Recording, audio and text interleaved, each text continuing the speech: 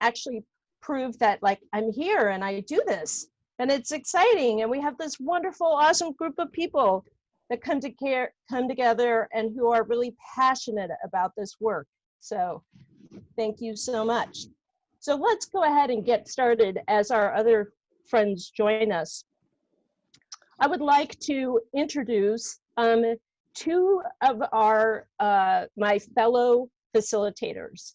First, I want to say I want to invite Janelle Bell to wave and say hello, unmute down there, yes, and talk about your committee that you're facilitating.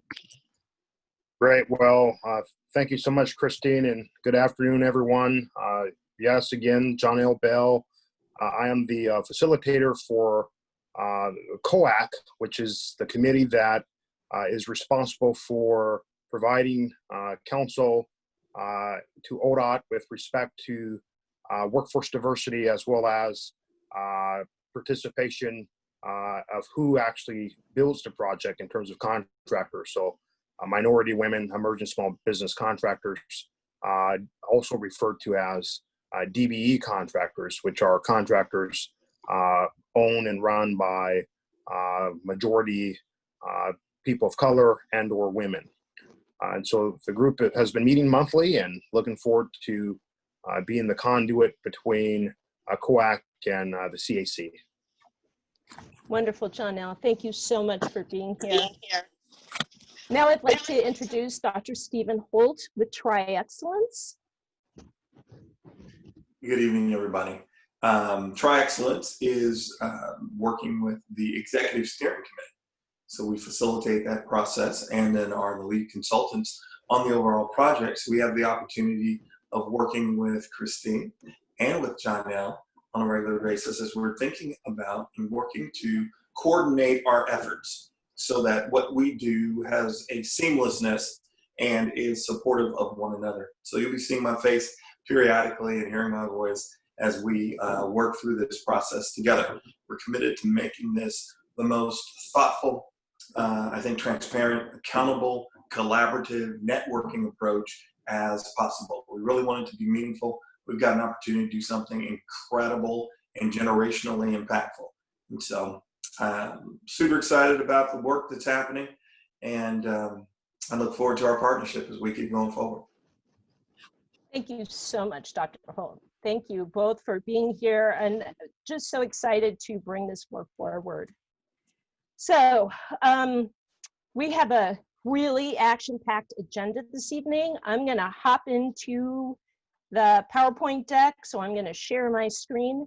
I'm going to tantalize you, and I am going to commit that we will be taking a 3-minute break somewhere in the middle of this. So just know that I'm very humane when we have 2.5-hour meetings. So I'm going to share my screen. And Christine, just to note that Andrew and Shannon and Steve have joined us.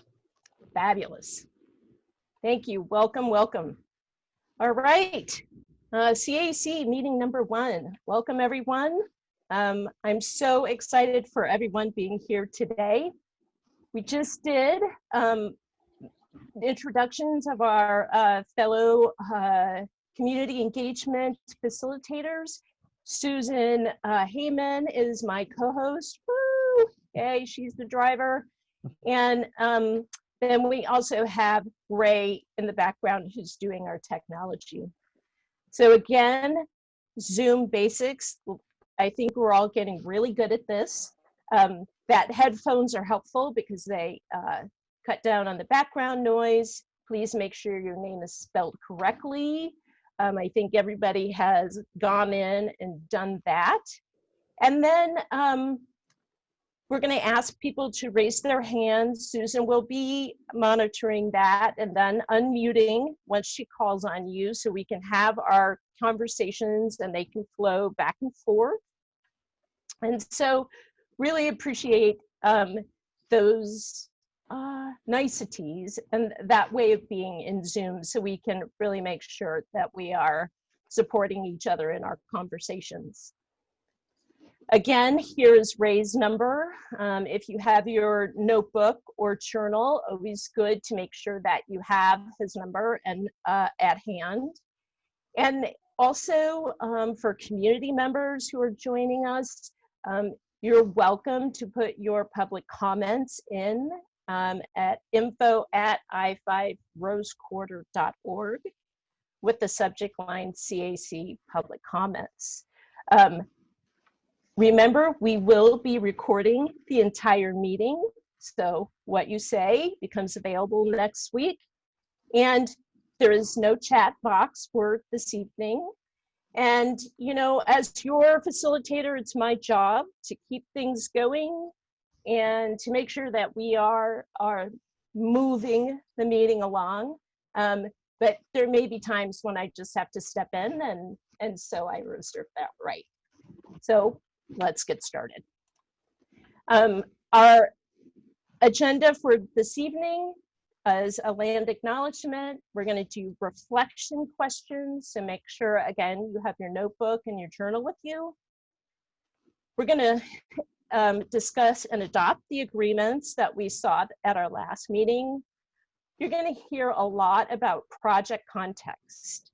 Megan Channel is going to give us that background, that context information. And then we have Steve Drahota, who's going to give us Design 101. So excited about that. We'll look at our committee charter, and then we'll have our next steps. Then after next steps is public comment, and then we'll adjourn. And as I said, I promise there's a break in there somewhere. So the purpose of my land acknowledgement is to center the traditional native inhabitants of the land upon which we live. I want to respectfully acknowledge the Chinook, the Clatskanie, the Kalapuya, the Molalla, the Tillamook, and the Siletz people who have stewarded this land throughout the generations. I pay my personal respects to their elders, both past and present. So, reflection questions. I want to take us back to our first meeting when we went through those 200 years worth of photographs. So I'm going to actually set the timer for 1.5 minutes. I would love for you to take some time, take that 1.5 minutes, and what did you learn from the first meeting that you didn't know before? How can it help us move forward as a group? And then what do you need to stay engaged while going through this process? So I'm going to go ahead and set the timer for 1.5 minutes and invite you to just reflect, pretty please.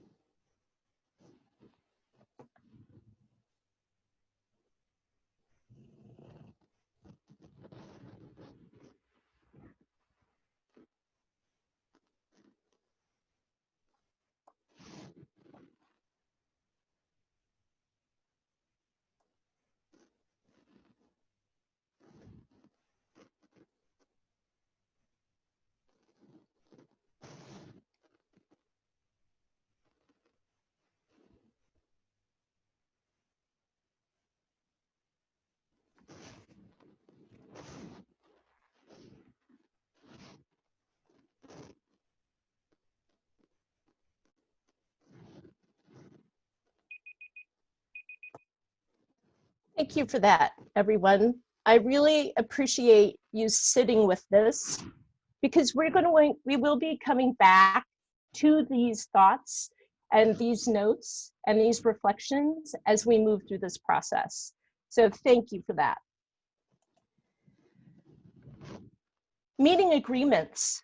We looked at these last time, and I really wanted to make sure that as a group, we can adopt these. So I will go ahead, read through them again, kind of give you my thinking behind, and then I'm gonna ask that we all put our thumbs up in agreement, or that you really chime in and let me know if there's other ones that we should have. So listen, believe, and reflect. It's really important to understand other people's perspectives. Accept non-closure for the moment, because we're not going to get to the end, but we are going to value the process that we go through. Speak your own truth with compassion for yourself and for others. Listen to understand, don't listen to respond. I am, as I said last time, I love to jump in, and I love to make sure that there are no silences. So it is really important for me to give people space to formulate their thoughts. So that is my growth, and I will be helping all of us through my growth. Value and celebrate each other's experiences. Truly, open hearts plus open minds equal an exploration of possibilities. I really want us to bring our best thinking forward. And then make space, and then take space by being concise. Again, it goes back to listening, active listening, and breathing before answering. And that allows everyone to be concise in what they're really trying to say. So again, bring your best thinking, and we'll attack the problem and not the person. And that I do believe that disagreement and frustration and differences of opinions will get acknowledged, explored, and addressed. And that conflict is actually a good thing, because we can grow from that and create different alternatives to solving those problems. So I am going to stop sharing for a second, and I would like to see thumbs up or a conversation around those agreements. What do you guys have to say about that? Ooh, I see some thumbs up. Yes, beautiful. Okay, great, thank you for that. I have now lost my mouse. My mouse is back. Thank you. So we're going to go ahead and have these agreements. We will run through them every time we meet, because I really do believe that they are the bumpers to our success. Beautiful. Okay, project context. Now we are getting to the heart of our work. You will hear from Megan Channel first. She is our I-5 Rose Quarter Project Director with ODOT. And as she moves through these wonderful slides that I seem to have accidentally advanced, please keep notes. Please write them down in your journal or your notebook. Please keep questions and write them down, and she'll be able to answer them at the end of her presentation. So Megan, I will advance, and you will tell me when you need me to move on to the next slide. Welcome. Well, thank you, Christine. Thanks, Christine. And thank you to the CAC members. Again, I am Megan Channel. I am the project director with ODOT. But I just want to reflect again, and as Christine was taking the screenshot of all of us together, just ever impressed by your commitment to this committee and the different perspectives that you bring. I'm just really looking forward to working with you as we move forward on this adventure together. So thanks for being here on one of the nicest and warmest nights of the year, nonetheless. So With that, I'm going to do a high-level overview of kind of the project planning process, where we've been, where we are, and where we are going. So next slide, please, Christine. So I know Christine sort of brought up the project area history and the review that we had at our meet and greet at the last gathering, and thanks for your thoughtful reflections at that meeting and what you've written in your notebooks, I'm sure. But just again, want to acknowledge this history. You know, as Dr. Holtz clearly articulated at the Executive Steering Committee meeting, and for those of you that may have heard, there was a lot of discussion on project values, restorative justice being one of them. We're here today because of the history, because of the project area history. It's a history where something went wrong. And when I-5 and other public and private developments came in, the community and the people there were displaced, and the neighborhood was dismantled. And so we're here today because the investment in community building during that time didn't happen with those prior developments. And so by understanding this history, as we move forward, we have a chance to do something right, a chance to do community building as part of a transportation project. So want to make sure that we acknowledge that. There's been a long planning history to get us to where we are today. Decades of planning work has been done to address the operational and safety needs on I-5. And given the project's area history, one of the guiding principles and factors that's really played into shaping this planning history has been to refine the scope of the project in a way that still meets the transportation needs, but limits negative impact to the community, limits the need to take new property, limits the need it really reduces project costs to be more effective with public dollars. And so over the years, this has been done through the planning process. I'll point to on the left side of the slide here, with I-5 having been originally constructed in the 1960s, planning efforts for how to improve that segment through the Rose Quarter really started up again in the 1980s and the 1990s with the Greeley-Banfield planning efforts. And these planning studies were done, explored multiple options for operational and safety improvements. They included adding new through lanes to I-5, significantly modifying the interchange in the Broadway-Weidler area. And these plans would have resulted in more displacement of homes and businesses in the community, and that just wasn't palatable. And so ODOT went back to the drawing board and partnered with the city of Portland. I'd say the most significant partnership between ODOT and the city was formed in 2010 to 2012, so kind of on the far right of your screen there, when we really linked up the collective transportation and land use planning efforts for the central north and northeast neighborhoods. And so together during this process with the north-northeast quadrant plan as the land use side of things, and the I-5 Broadway-Weidler facility plan on the transportation side of things, really linked up two plans under one process. And with this, over 70 design options were evaluated for addressing the transportation and land use needs in the area. And so these two plans culminated in the adoption of one recommended design concept, which is the design concept that we have today. Back in 2012, this design concept was adopted by Portland City Council and the Oregon Transportation Commission, and was subsequently incorporated into regional land use and transportation plans, including the city's recently as 2018, adopted Central City 2035 plan and their transportation system plan, as well as Metro's regional transportation plans, both in 2014 and 2018. So next slide. So that's the planning history. But through this work, we acknowledge the opportunities that we have as part of this project and as part of the recommended design concept.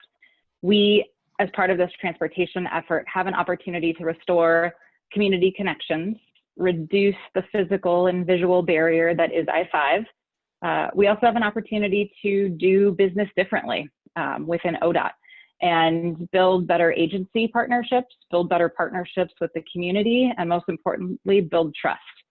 We know that as part of this effort that there is a lack of trust with ODOT and that we need to take actions and be accountable to building that trust with you as the CAC and the broader community. And so one step in doing that is through intentional engagement, making sure that the voices of the community, and specifically the community that was historically affected when I-5 was originally constructed, have a voice in the decisions moving forward. And so this CAC is really one step in that. So with those opportunities, they're really possible based on as we address the needs for the project. And this was directed by our state legislature through House Bill 2017. The segment of I-5 that's through Rose Quarter between I-84 and I-405 is the worst bottleneck in the state and is also ranked as the 19th worst freight bottleneck in the nation. And from a safety perspective, has the top crash rate on an urban interstate in Oregon as well. And so the state legislature recognized this as a statewide issue, not only for the reliable movement of people, but also to address reliable and cost-effective movement of goods to keep our economy moving and growing.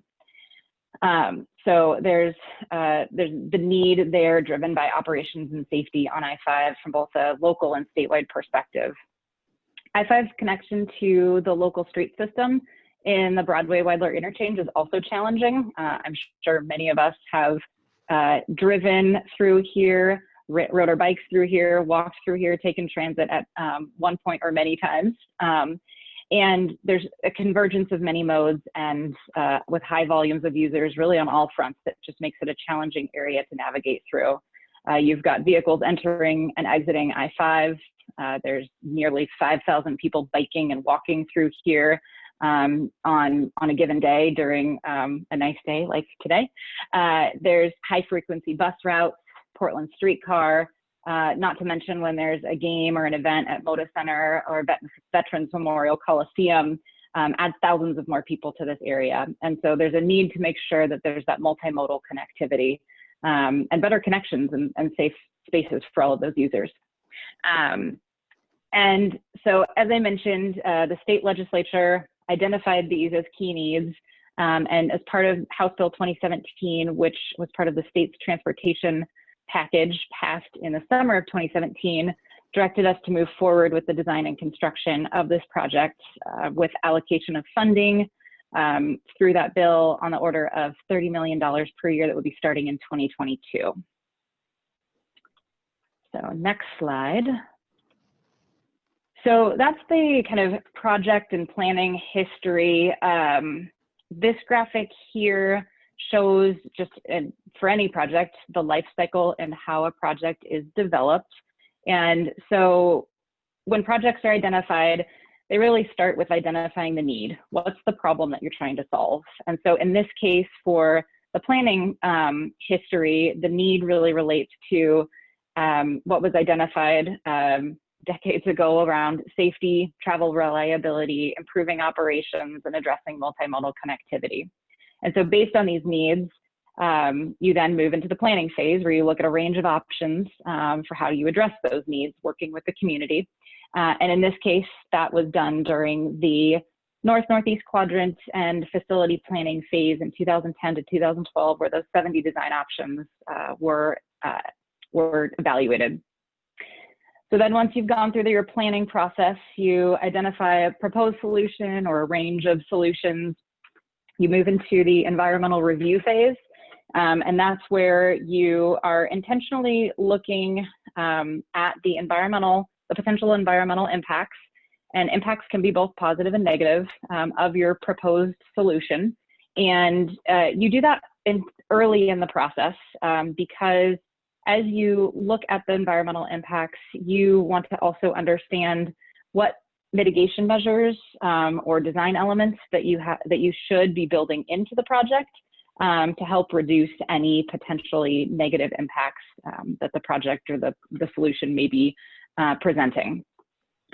Those environmental commitments then get carried forward into the project design phase, and that's where you're working through the design details. And so Steve will be talking about Design 101, so he'll really be getting into that a little bit later.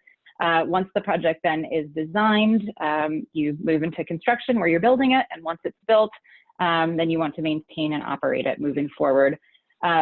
What's probably missing that should be on here, and we'll make sure to make this update for future slides too, is throughout all of these phases, there's significant community engagement. And so the community is involved in, or should be involved in a project life cycle at all of these different phases.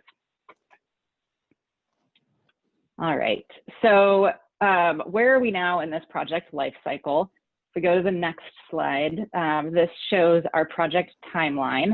I talked a lot about the planning history, and so in 2017, we kicked off the environmental review phase, and that was really picking up from the 2012 timeframe where we had the recommended design concept from the planning phase. And so an environmental assessment was conducted and published for public review in early 2019, and per the direction of the Oregon Transportation Commission, we're actively working with the Federal Highway Administration on completing that environmental review and addressing all of the public comments that we received during that time. We are early in the design phase, just kind of in that transition between environmental to design. We're at about a 15% design level, which means there's significant work to be done moving forward. And that significant work is where you as the Community Advisory Committee come in to help us with recommendations, advising us on those design decisions. And that work will really carry through 2022 as we look towards construction starting in 2023. And construction for the project in its entirety is expected to take about 4 to 5 years, so targeting around a 2027 project completion. So where are we going from here? As I mentioned, we're very early in the design phase. We know the recommended design concept that we are moving forward, but we don't know the nitty-gritty details of all of the different elements. And so the project is still very malleable. We have opportunities to really shape the project in a way that best fits the needs of the community. Think of it as, you know, we've brought the sandbox, but we need your help in bringing some sand, helping us build the sand castle. And so, you know, many of the elements that you see in photos look like they're finally designed. Just want to emphasize that there's still plenty of room and opportunity for community input to help shape what those ultimately will look like. So the project has 4 different kind of key scope areas, as we'll refer to them. First is the highway covers. So those are the caps or covers that would span across I-5. We also have multimodal local street improvements. Think bicycle, pedestrian, transit improvements in the local streets intersecting in the Broadway-Weidler interchange. There are improvements to the I-5 main line, including auxiliary lanes and shoulders connecting I-84 and I-405, as well as new connections across I-5, such as the Clackamas pedestrian and bicycle bridge. So in terms of the who's who moving forward, we have stood up per the direction of our Transportation Commission, a project governance structure. And so this Community Advisory Committee is a significant and very important part of that. This slide just shows kind of the different players in that structure. We have, you know, the Executive Steering Committee that met for the first time on Friday last week. We also have the Community Opportunity Advisory Committee that is, again, focused on the Disadvantaged Business, Enterprise, and Workforce Program. All of these committees are playing a critical role in advising, making recommendations to our Oregon Transportation Commission on the project. And on the right side of the screen, you'll also see another subset of our project team and groups that are helping facilitate the project move forward. So on the next slide, you'll see how all of these fit together. You can see the Community Advisory Committee on the right and sort of how you fit in to this. You know, you have the direct report to the Executive Steering Committee, making sure that as they are providing input, recommendation, advice up to the Transportation Commission, that they're doing it with your input, recommendations, and advice moving forward. Obviously, the conversations and the recommendations that you're providing will also feed into the project team through the sub-teams that are really providing input to a technical leadership team and the project management group that are, again, just helping facilitate this community process. So the next slide shows the partners that are part of the Executive Steering Committee. It's intentional representation across our state, regional, and local agencies, as well as community-based organizations to, again, help guide how this project moves forward, set the values that we'll be working on, and really identifying and helping us through that outcomes-based approach. So with that, I will stop and turn it back over to Christine. But thanks for your time this evening. Happy to answer any questions too. Yeah, I think that would be a really good thing. I'll stop sharing and then we'll be able to take questions.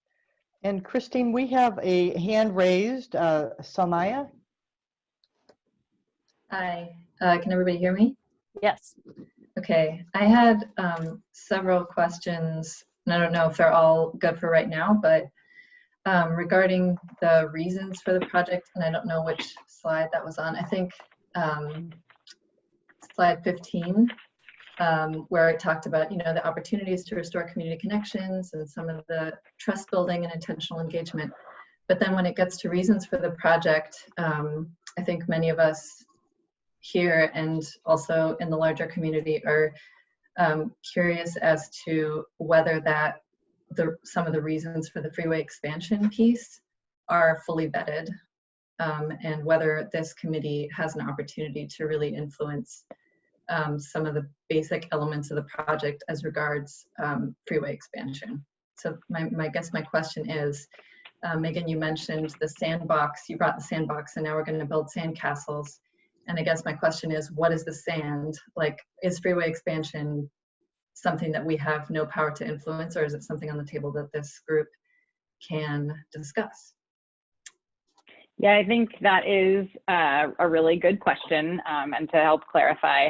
So I'd say the major scope elements as part of the project coming out from the recommended design concept and the community process are defined, and that's also been defined by our state legislature to move forward. So that does include the I-5 mainline improvements, the auxiliary lanes, and the shoulders. It does include the highway covers. It does include local street improvements, and it does include the new connections across.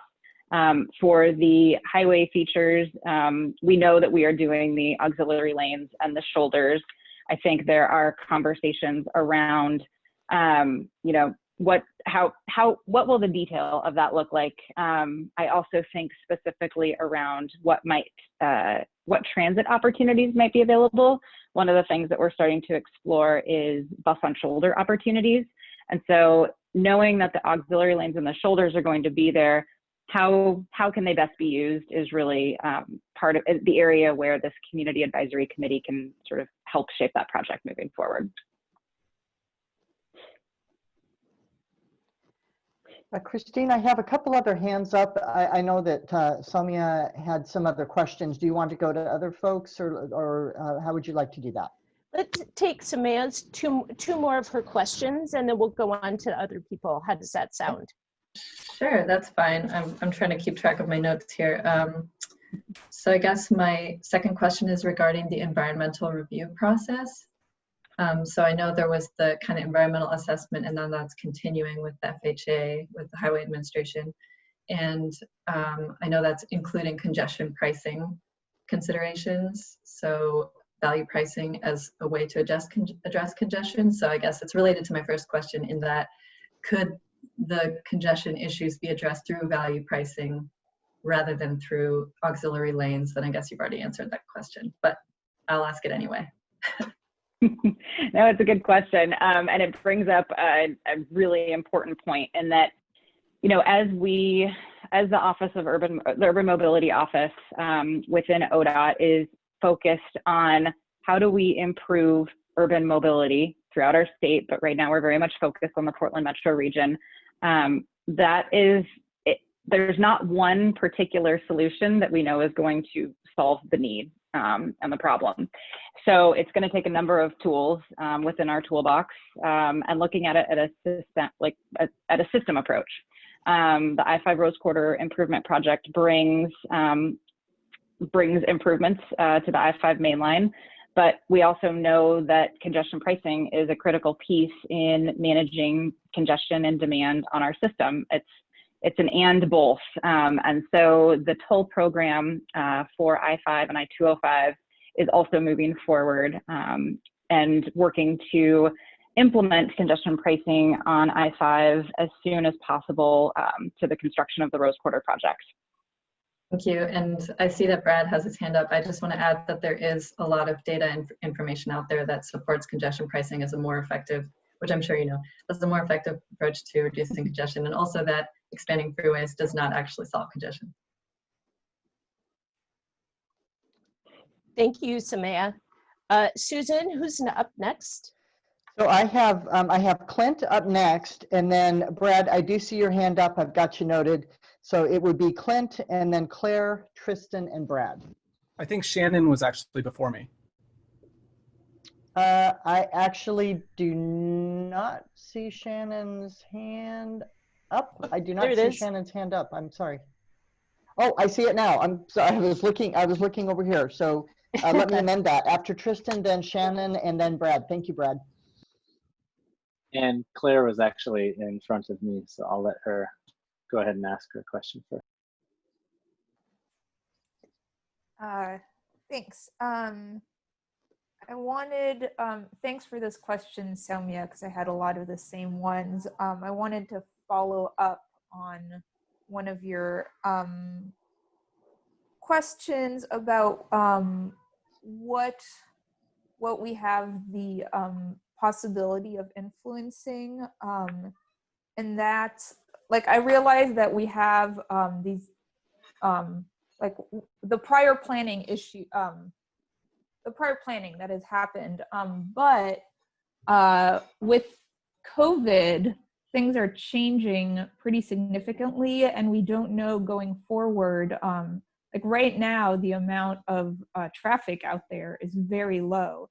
And we don't know going forward how much of that traffic is going to come back. Are we going to get back to the same levels that we were seeing pre-pandemic, given that a lot of people might move to work from home permanently?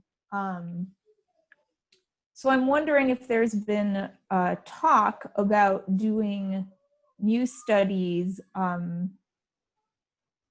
to address the possible changes in traffic levels. Thank you, Claire.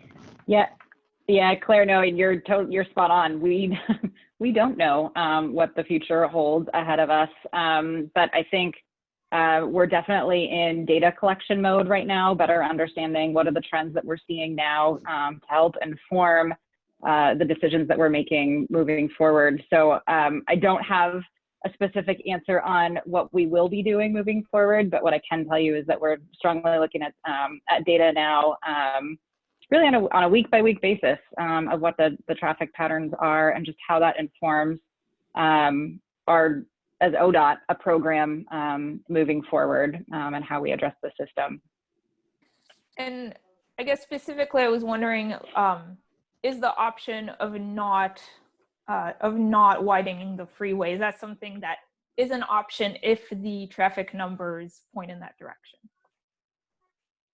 I think right now the need for the project from a statewide perspective is still there with freight reliability.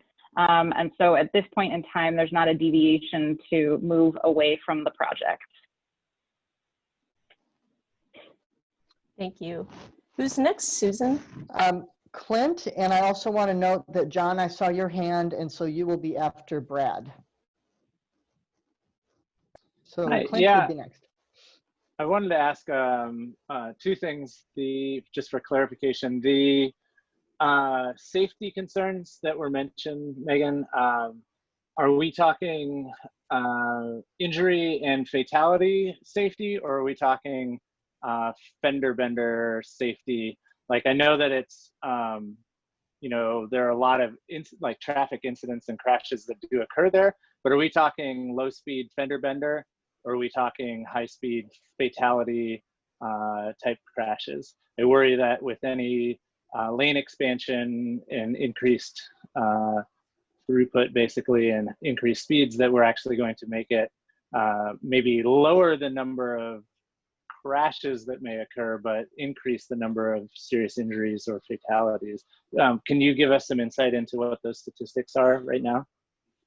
Yeah, so you're right in that the majority of the crashes in this area are sideswipe or rear end collisions. And when those happen, there are not shoulders or spaces for those disabled vehicles to move out of the way. So in addition to being the safety concern, they also result in unreliability to the system, which has a hindrance of commuters moving through, people moving through, but also freight moving through. And so it's sort of there's the safety component, but then also the effect that the crashes have on the reliability of the system. On the local system, the Broadway corridor is identified as one of the city's high crash corridors. So does have a high rate of serious and fatal injury crashes for all modes. And so as we're looking to the local street improvements in the area, looking for opportunities for better modal separation or other ideas that this community advisory committee has on how we can make sure that we're addressing the safety of users on that system to reduce the safety concerns in that area too. Are those crashes, and I don't know if this is data that's parsed to this level, but are those crashes typically like personal autos, or are those freight vehicles? Because it does seem like the solution for all of this is obviously if we're worried about freight, it's not a bottleneck of freight, it's actually a bottleneck of personal vehicles. And if we just moved those or removed those, we would lessen the number of crashes as well as improve the freight's ability to move through the corridor. So do we know, like, are these freight vehicles that are in these crashes, or are these personal vehicles? I don't know the statistics off the top of my head, but I have a team that can get that information. So we can add that as a follow-up item for you, Clint. Okay, thank you. Yep. Thank you, Clint. I have 4 folks in line that I'm aware of, and I've been looking to see if there are any other hands raised, and you can either, again, raise them on your panel, or I'm trying to keep an eye. So I have Tristan, Shannon, Brad, and then John. So Tristan?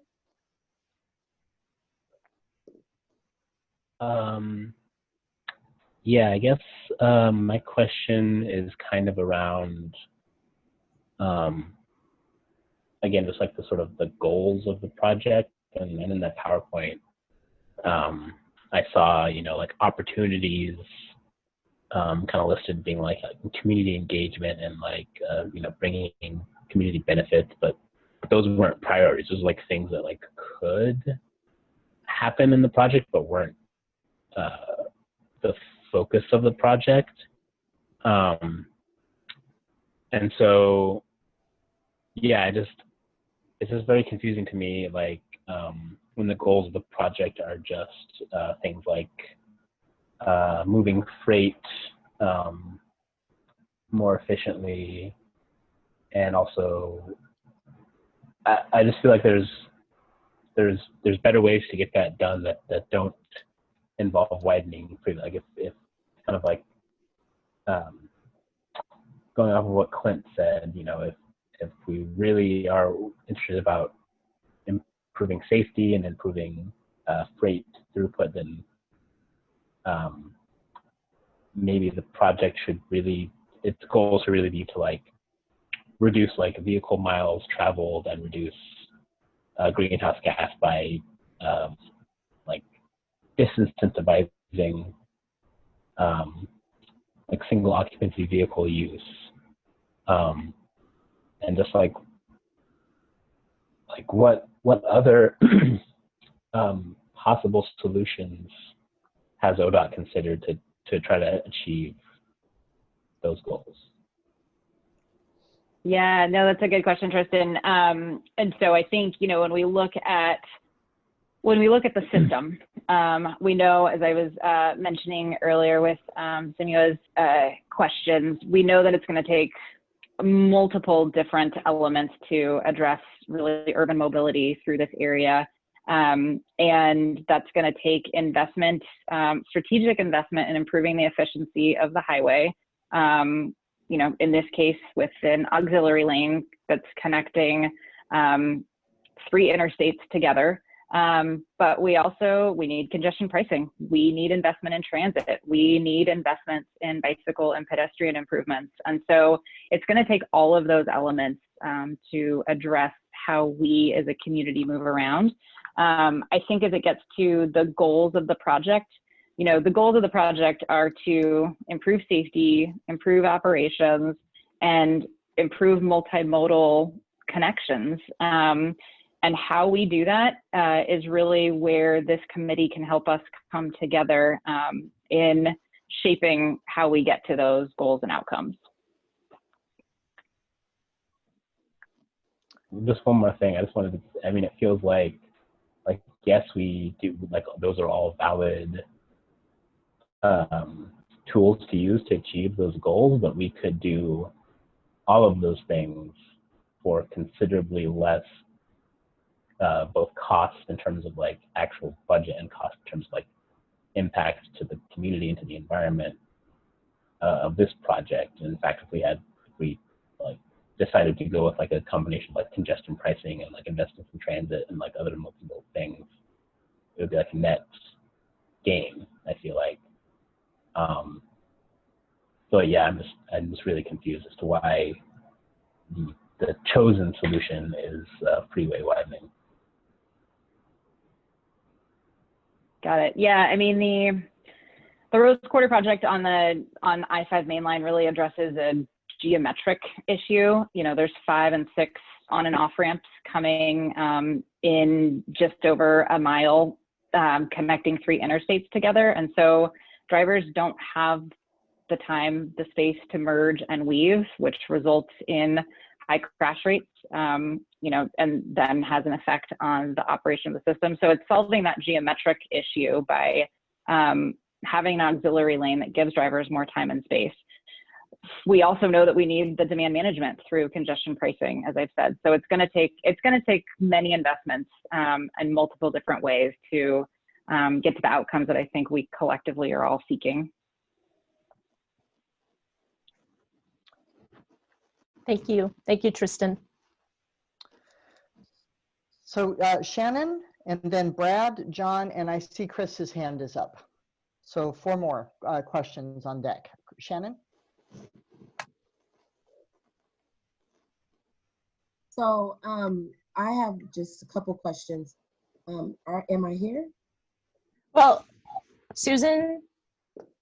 Yes. We just went to a white screen. I'm not sharing. There we go. Okay, great. We're back. Thank you. Yeah, that was not, that was alarming. Yeah. Like, what happened? I'm sorry. I apologize. Who? Shannon. Yes. So I just have 2 questions. My first question is on the part where it says project opportunities, and it says talk about connections build partnerships and community trust. My question on it is regarding. Shannon, we're having a hard time to hearing you. Can you hear me now? A little better. Can you hear me Mm. now? Hold on just a There you second. go. There you go. Oh, You're that's great. so much better. Don't move. Oh, Oh, no. Oh gosh, There, can there you you hear me are. now? There you Okay. are. Yeah. Yep. So my question to that is just wanting to find out what is your strategy in far as reaching out to the community to build that community trust and to connect to community members. I know that there is the advisors as far as the committees and as far as making that connection to folks for the workforce and different things as far as the job. But we're talking about community members. What is the strategy that you guys are creating for community members, and who, as far as what organizations or agencies that you guys are putting in the lead to do the outreach, to reach out to those community members to get the information out to about what the project that we're working on, to inform them, to educate them, engage them, and empower them so that they can also be a part of this whole project, and so that their input is valued to the process as well. What is that strategy and how you guys are going to get, and who basically is in the lead of putting that out there? Yeah. So April, can I put you on the spot and do a quick introduction of you to the CAC and have you help answer this? Because April De Leon Galloway is our lead for communications on the project. And she's joined by some lovely cactus flowers behind her. But Shannon, I guess before I turn it over to April, I think a lot of we have a strategy, but we definitely want to make sure that we are getting your input, the CAC's input on that strategy, so that we are actually reaching the right people that we need to be reaching, doing it in a way that is resonating with the community. So that'll be part of the CAC process as well. But I'll turn it over to April so that A, she can introduce herself, and then B, answer your question more directly.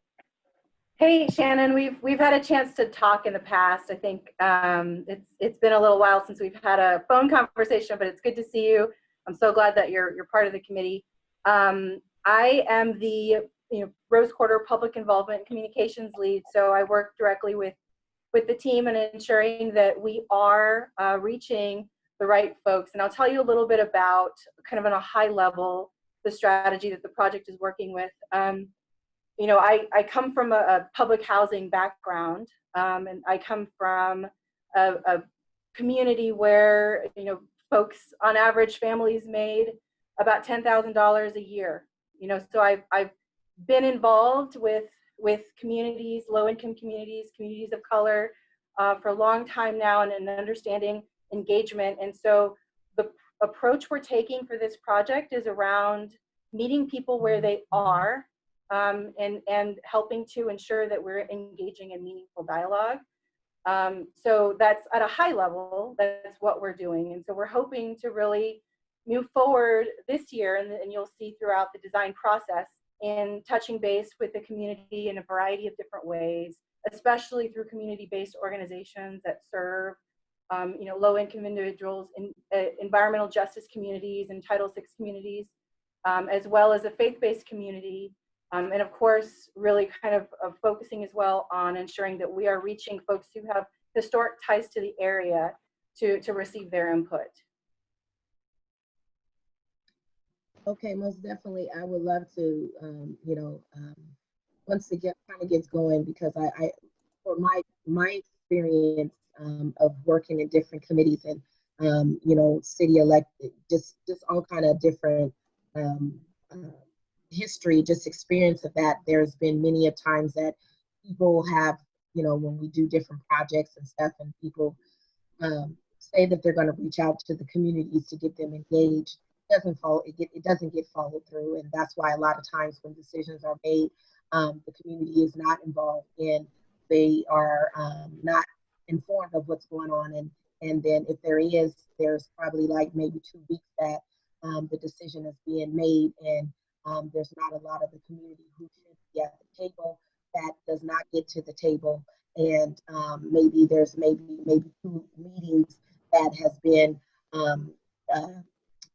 arranged with folks, but not everyone that should have been at the table to be informed of what's going on should have been there. So most definitely, when things get going, please let us know so that we can be a part of that process too. Because I have most definitely a lot of community-based organizations, faith-based organizations that I can tap into to get the word out so that they can be a part of that conversation and get their voices to be heard at the table for this project that's going on.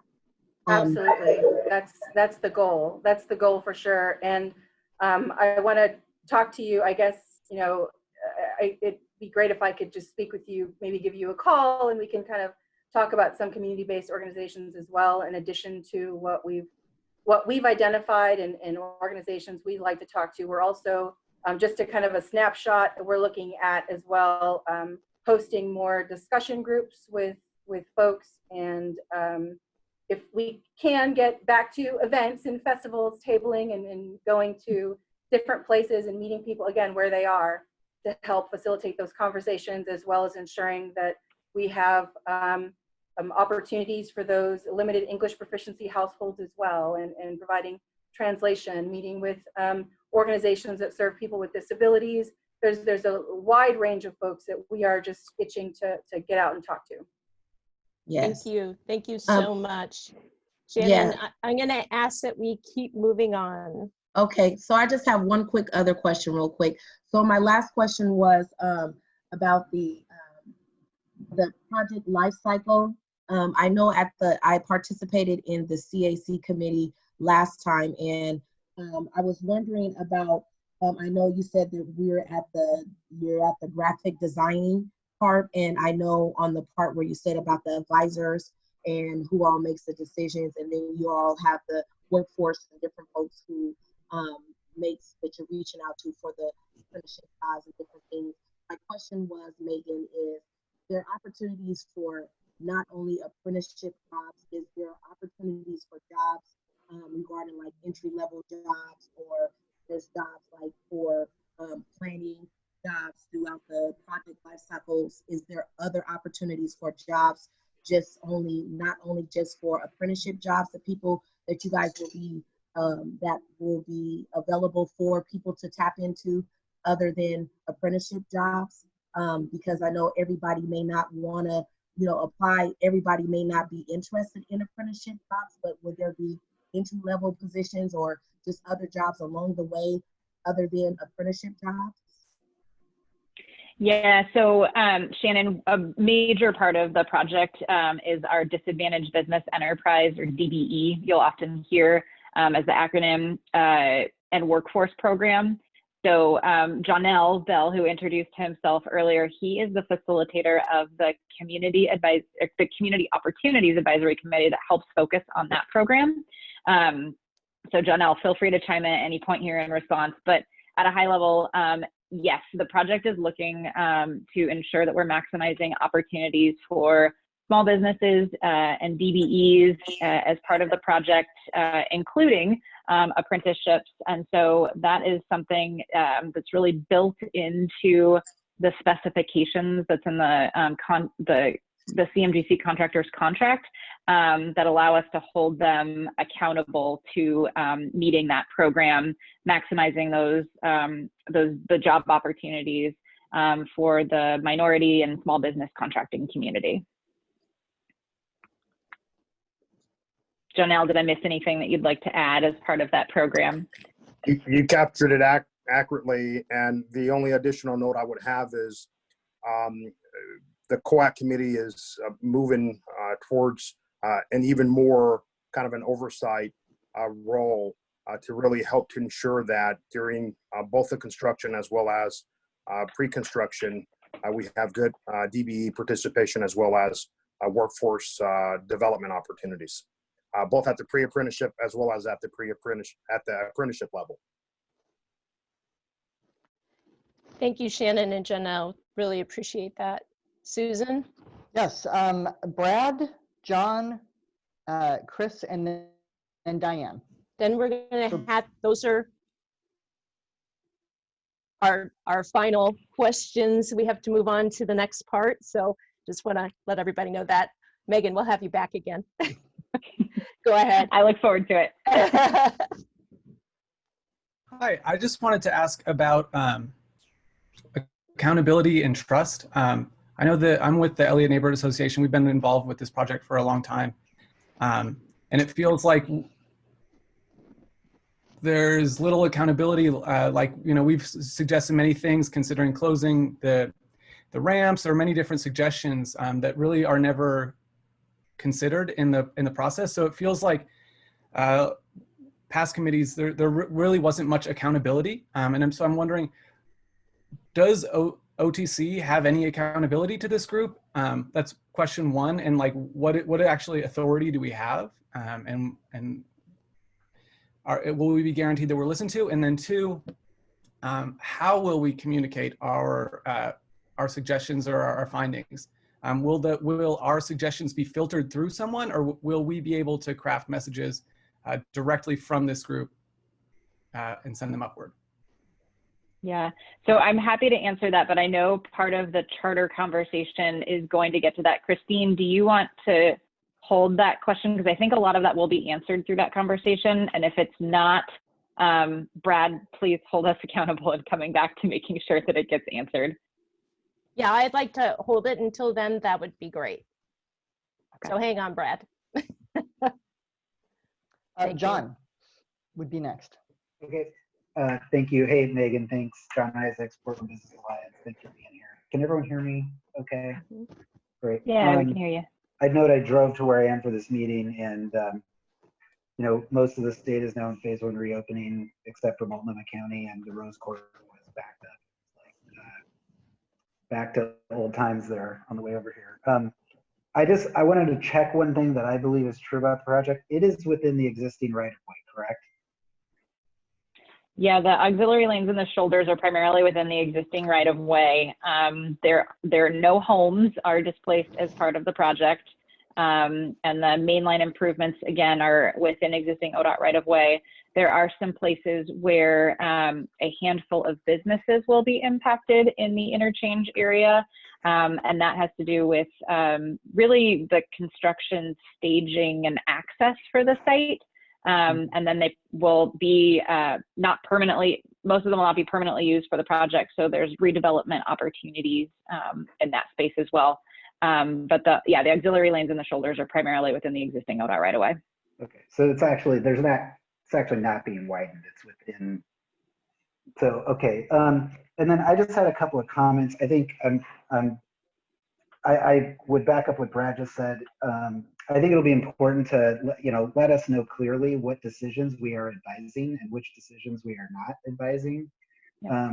I don't think it's in a good use of anyone's time for us to spend debating decisions that are already been made or decisions that will be made that we're not actually advisory to. So I would appreciate that. I have my own belief on what we're advising, but I'm not even sure if that's correct. So I think that'll be important. It sounds like we're going to talk about that in the charter. So I just wanted to add Yep.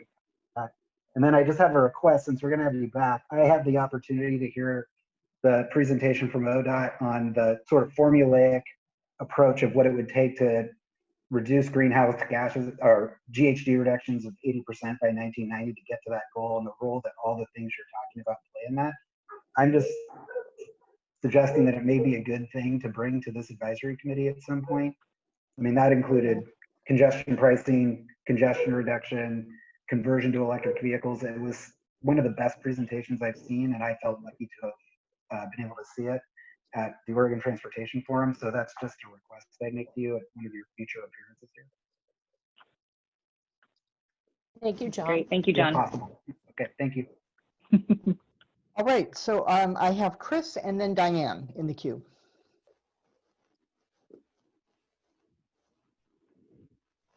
Yes, so my concern, my sort of alarm bells went off when I heard the sandbox example, because the sandbox suggests you can come and you can build whatever you want in the sandbox.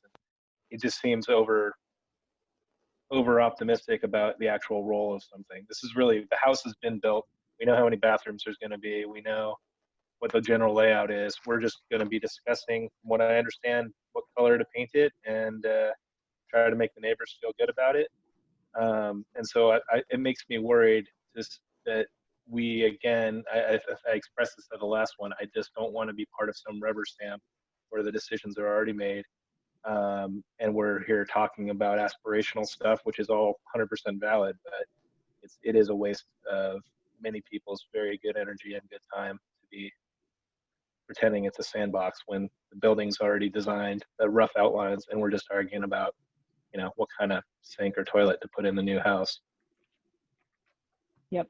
Yeah, Chris, I also share that. I don't want this committee to be a rubber stamp. That is not why we are spending our time together here. I think when Steve gets into his presentation on Design 101, that'll be a really good point to see the types of asks that we have of the CAC and sort of where the influence lies. So yeah, I think we'll make sure to answer that question in the next portion of the presentation. Thank you, Chris. And Diane is last then in the queue, Christine. Thank you. Diane?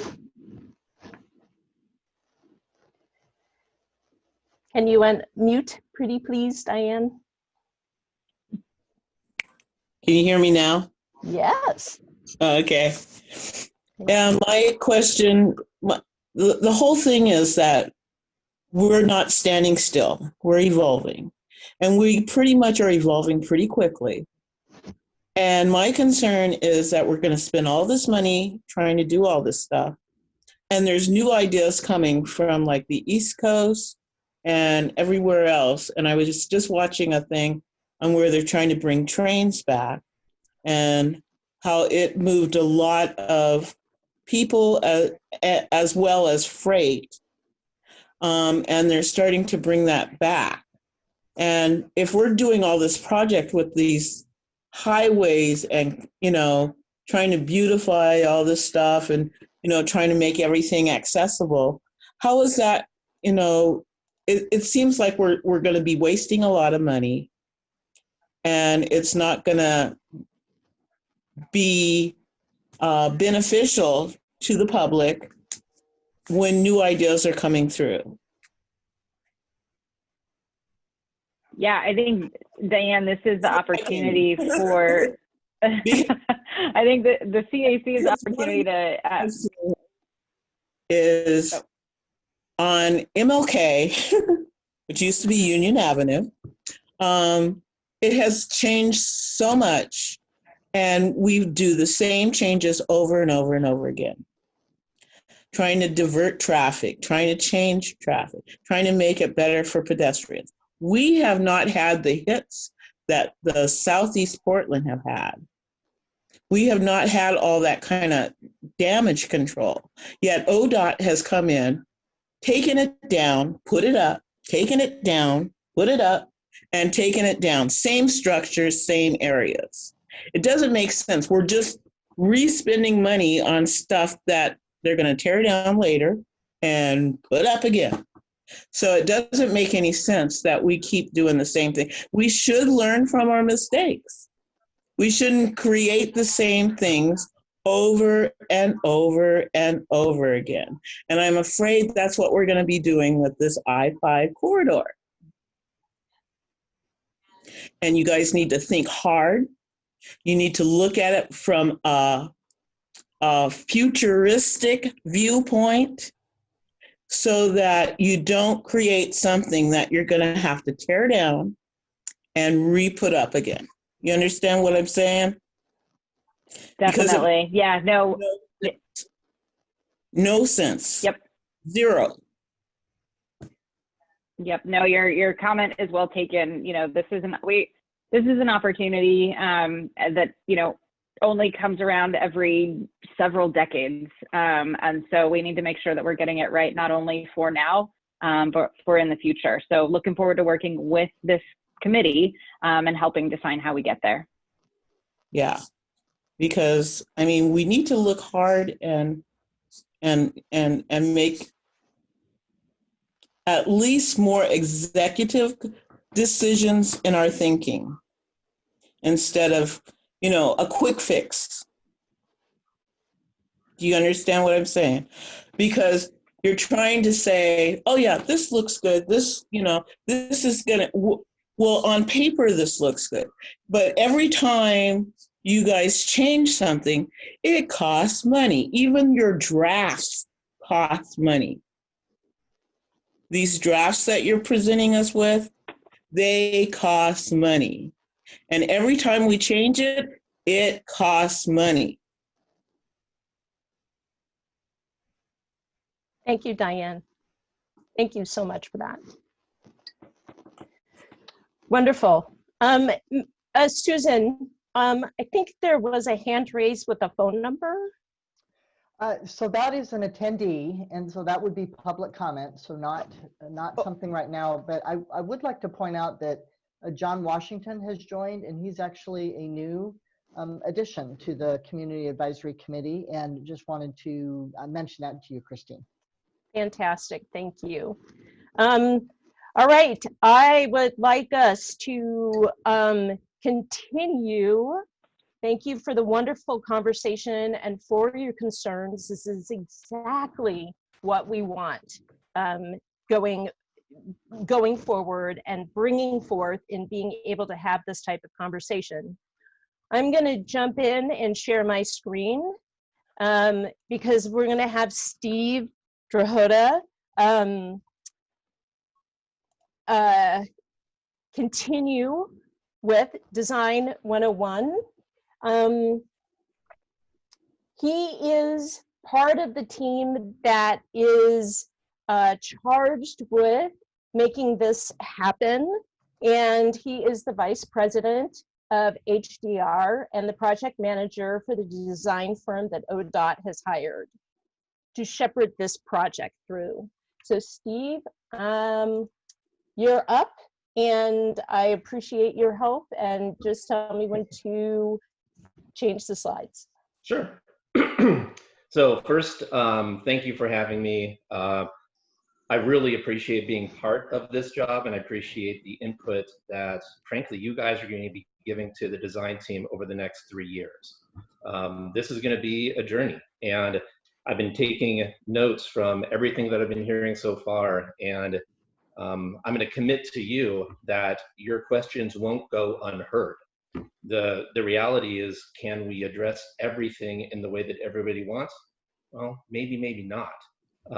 But the commitment is about hearing and then exploring ideas that, frankly, we haven't thought of yet, and how could they work? So I asked for your guidance in this. I've been doing this kind of work for almost 30 years, and we have a very large team behind us that is set up to be able to answer the kind of questions that you're bringing up to the best of our ability. So with this, today is really just, just like the name is, Design 101 is a primer for what this project is and what it might do. And hopefully I'll be answering some of the questions about what is the role of the CAC. I have some slides that are coming up that are specific to that.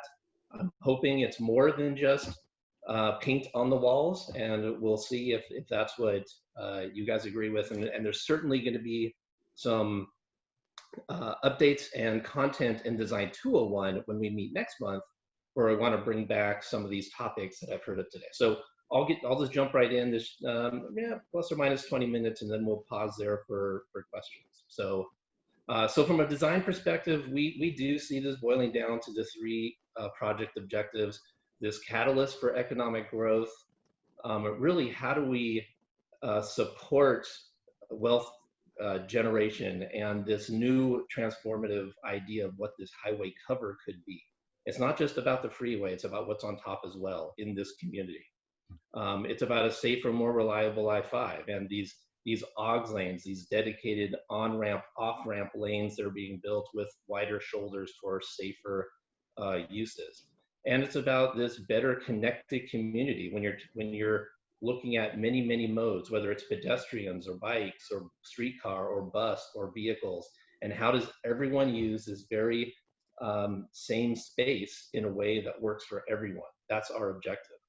And frankly, we're going to need your help as we ask questions about the best way to do that. We bring concept ideas to you and say, okay, what do you guys think? That's going to be your role in providing us input on what those ideas are.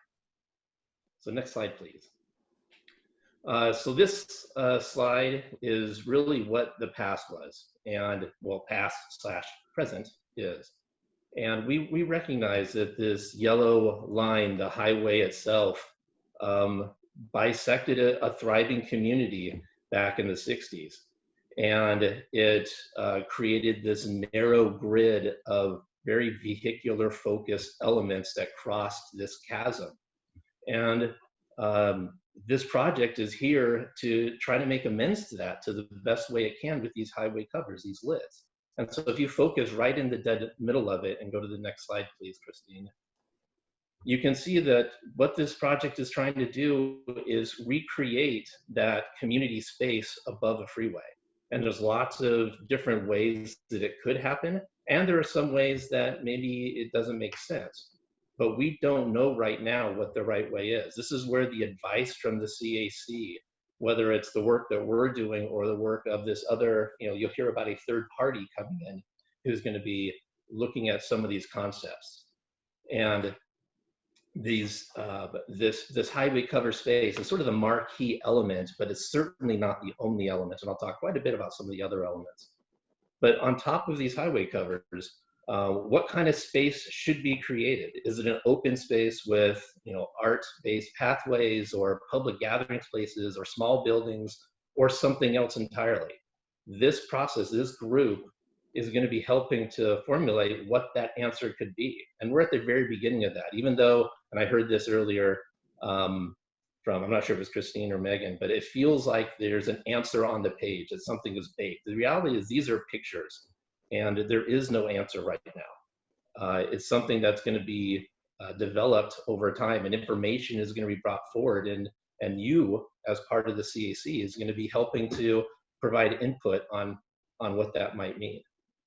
And so as we do that, we're going to work through this design arc. And where we've been is this 15% milestone that has served to sort of create a starting place, a footprint for what the project could be, to help it understand impacts and how these various concepts could work together. But really, we're just like it says, if 15% is done, that means 85% is left to go. And we're still, as we're progressing towards our 30% milestone, establishing concepts and working through what the right set of solutions could be. As we progress into winter of 21, we'll be refining those solutions and then progressing to spring of 22, finalizing the details, and ultimately in the spring of 23, we'll be at a place where we have the design established so that the construction of this main package can start. And so for many people, I don't know how many of you have been on these types of committees before, especially for a large project that runs a 3 years life. It feels like a long time, but as we meet monthly, we'll be bringing to you different topics. Some of it will be responses to questions that you give to us, and part of it will be questions that we need to get input on from the community to say, okay, how best should we shape this? And in some cases, there's going to be not a lot of things we can do as we progress further down and narrow in onto our solutions. So that's one of the reasons why when we're asking up front to establish these concepts, we really need some visioning. As part of, one more point about the prior slide, please. One of the things that I've learned along the way is that change will happen. In these big jobs, there's information today that we think we know, and then in the future, some new information could come which could reshape the way that we're going. And so as a almost forecast for the future, please be aware that we're going to do the best we can to talk about what we know today, but as more information comes, as funding levels change, as other ideas about the way the street should be formed and shaped and used come in, we'll know more. And there could be some changes that take us a little bit backwards or that propel us forward. So this is part of the process of these large projects. All right, next slide, Christine. Thank you. Christine, just want to mention that I see Tristan's hand is up, and just wanted to note that I'm capturing these, but we'll be doing the questions after. Is that correct? Exactly. Okay, Yep. Thank you. Yep. So everybody should be taking notes. Thank you for putting your hand up, Tristan, and Susan's on it. Thank you. Steve? Sure. And so this graphic is really an assembly of all of these major project elements, whether it's the highway covers in pink or the Hancock-Dixon crossing in blue, the very textured and layered multimodal local street improvements, the Clackamas pedestrian bicycle overcrossing in purple, these highway transition zones, and I'll talk more about that, and the actual some undercrossings, some real places and opportunities for placemaking that exist. Every one of these elements fits on top of each other, and that's what makes this project so dynamic and frankly exciting from a designer standpoint. How do you find the right set of solutions where all of these can work together to build a lot of the different elements that frankly the community would want to see? It goes back to how can we recreate something that maybe as transportation planners of old or designers of old we didn't do so well. Well, let's take the opportunity to try to do it much better. And so that's really the purpose of what we're trying to get into and the role of you as the CAC to help us along the way. And so what we've done is taken that same grid and then sliced it into these different color codes. Similar to what Megan talked about before, we added a couple other from a designer's perspective to include 6 major elements. And I'm going to have an individual slide for each one of these elements to talk about what we'll be getting into. So with that, we'll go to one other slide before we jump in. And this is really the slide about where are we going from here? What's the timetable? And helping to answer that question of what will the CAC be focusing on and when will that focus occur? And so this table, if you look at the columns of it, the first column is about those same 6 project elements I just described. And then each of the subsequent columns afterwards is a slice in time, whether it's from now to 30%, which is really the spring of 2021, or between 30 and 60, and so on and so forth. You'll see information that we'll be focusing on from a design team to you to progress our design and to ask specific questions to get your input. As part of this process, you'll be introduced, and I mentioned it earlier, to this third-party team. That's really their focus is about getting input on the use of the highway covers. Should it be buildings? Should it be some sort of large-scale facilities? Should it be something more modest like this open cover concept? They're going to really be helping to derive some public input on that feature, and then we'll be taking that information and progressing it forward into design. So that's going to be one of the places where we're really focusing some time here in the next few months. And so as we slice through each one of these 6 different ideas, the first one are those highway covers shown here in pink. At present, there's 2 of them, the north and the south, and you're actually looking south in this view. You can see the Moda Center in the background. It replaces all the bridges in this particular area and puts them onto these platforms or these highway covers or lids. We can call them anything we want. But the question is, what do you do in those spaces between? And what should be done with the space between the 2 of them? And so through this conversation of what kinds of buildings or infrastructure is on top, it will ultimately lead to a conclusion about what the shape of those should be. And now the reality is there are some engineering parameters that go with them. You're not on a flat table, you're on a crooked table. And so as we progress forward with the various design elements that work with it, there'll be some information or some constraints that might impact what can be done. But besides those constraints, the question is going to be what should be done. And so the CAC's role on this is to advise on how to use the available spaces on the highway covers. So one particular street on the north highway cover, which is shown here in blue, is Hancock Street. connecting to Dixon Street. This new street is the replacement for the Flint Street crossing and provides a route that's quite a ways away from the intersection area, the interchange area of Wilder and Broadway and the off-ramp and on-ramp zones. So it provides an alternative route for bicycles, pedestrians, and certain vehicles that avoid that congested area. There are some challenges that go with it. I mentioned that rotated tabletop or the vertical grade, because of the nature of needing to keep clearance for vehicles underneath, for trucks underneath.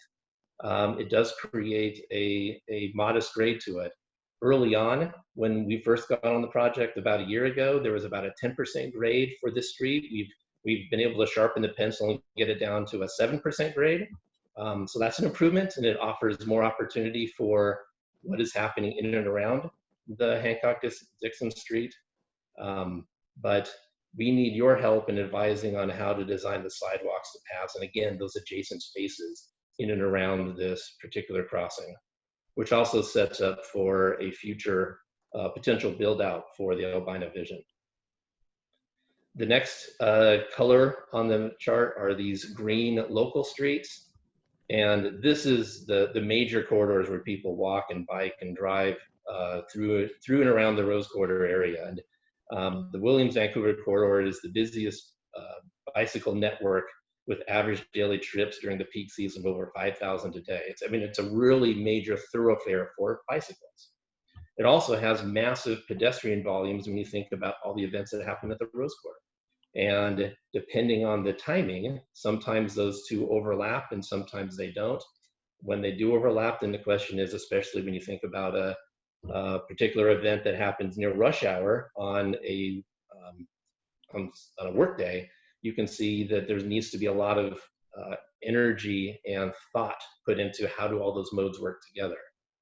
So this is one where, again, every single one of these green lines, we're looking at improvements that can include modern bicycle facilities and well-lit sidewalks and ADA ramps and high visibility crosswalks and better local street connections. The whole set of people's experiences in and around this area is what we're trying to solve, and where we need your help to see, did we solve it well, or can we do something better? And so we need your advice on how to configure it all. The next element is one of my, frankly, my personal favorites. My background is as a bridge engineer, and I love pedestrian bridges. So the Clackamas pedestrian and bicycle bridge crossing is something that I'm really looking forward to having the CAC dive into, to help us understand not just the bridge itself and some of the amenities that come with the bridge, but also what about the landings? This can become an element that has a community feel, not just on the bridge itself, but also at the approaches, the entryways that get onto it. This can be something that really defines this area as a landmark. And so there's opportunities to advise through the CAC and how the bridge should look and fit into the community. So I'm really looking forward to having those conversations. And the next is the highway, we're calling it the highway transition zones. And this highway illustrates that, yes, it's cutting through, but it's sunken in many areas compared to the neighborhoods up above. And so the question isn't, can we get rid of the highway? I think that conversation happened even a little bit earlier, but how well can it be masked? How well can we look at ways to mitigate noise and air quality, both during construction and permanently? What are those ideas that I think were discussed about other projects on the East Coast, where they have very similar, even denser urban environments that they have to address these same issues? Should there be sound walls or not? So how these highway edges can transition into the urban context is where we'll be looking for the CAC to provide a lot of support. An area that's often not thought of as part of this project are these highway undercrossings. And so as pictured up above, these are the spaces where people move under the freeway. And they can be updated to have much better streetscape design elements, some human-centric design elements, opportunities for public art or landscaping or something else. You know, these spaces, we don't want to forget about these spaces. They are just as important as above a bridge. These are the Rose Quarter Transit Center and other, you know, local street crossings underneath. We want to have, or at least we have the opportunity to do something with these undercrossings that are unique and can enhance the human experience.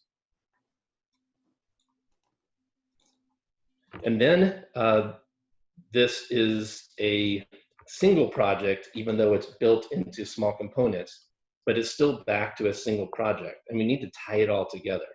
And so we'll be looking at ways that how do we unify all the project features that feel, you know, like they work together, harmonious. They encourage and activate the public spaces of the investment. And so there's been quite a bit of conversation around restorative justice. You know, from my perspective as a designer, part of the way that we can help do that is how do we create the space that brings back this connected community that while we can't fix everything, we can do our piece. And so this is where we're looking for the CAC and going even outside of that, a reflection of the community's values to help get there and stitch back all those different elements that we were talking about.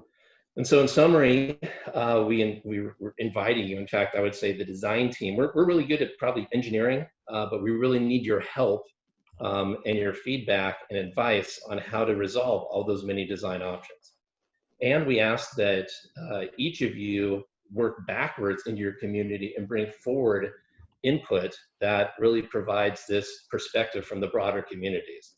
That'll help to facilitate the two-way conversation between us and frankly the communities too. So with that, that's the last slide that I have. I want to say again, I really look forward to working with everyone here over the coming years to go from where we are today to wherever we go in the future. And so with that, I think if there's any questions or if there are really anything specific you want us to concentrate on in the next, call it deeper dive, this Design 201, that go beyond some of the comments I heard earlier, we're happy to take those thoughts. I'm going to stop sharing and bring us all back. We have 5-7 minutes or so for comments. Tristan, you're first. Susan, who's after that? Shannon? Great. And David, it's helpful if you're able to raise your hands in the screen, but I'm also seeing them off. So I have Tristan, Shannon, David. Was there another hand raised? I got you, David, Bianca, and Diane. Quick questions, pretty please. Okay. I just do 2 questions maybe. Quick. Okay. So my first question sorry, was it Stephen? Stephen, yes. Stephen, is your firm a DBE? We are not a DBE firm, but we have hired 12 DBE firms as part of our team. Our team is 19 different companies working together, 12 of which are DBEs. Okay. Could maybe somebody from ODOT answer if any DB firms were considered or applied for the like project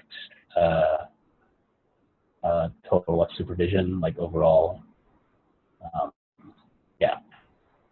1 second, Tristan. Yeah, thank you. I'm so sorry. Got it. No, that's okay. Tristan, there was not a DBE that applied to be the prime, but as part of the requirement for any company that was applying for this was to have robust utilization of DBEs, be it in the prime position or a sub-consultant. And we did not get a DBE that did on the job as a prime. Thank you. Okay, thank you. Shannon.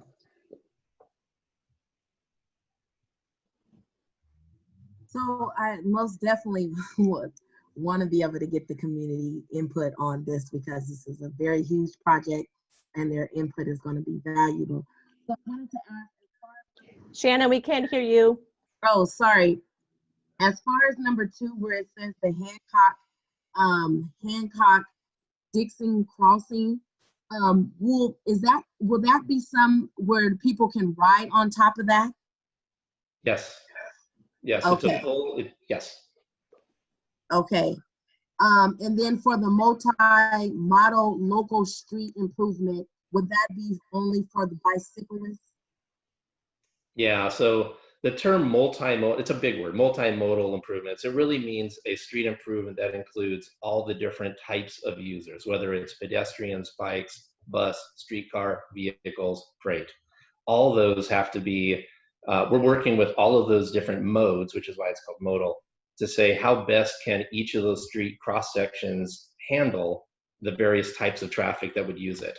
So it's not just bikes, it's bikes and peds, and then thinking about buses and streetcar and everybody else. So it's the full complement of the modes, depending on which street we're talking about. And then my last one was for that bridge. Would that be used for bicycles and for pedestrians, or? Absolutely, absolutely. Thank you. Thank you, Shannon. Christine, we've had a couple other folks raising their hands. So I have David, and then Bianca, Diane, John, and Andrew.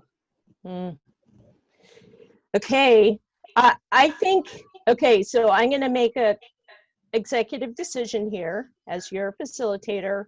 We're going to go deep into these questions.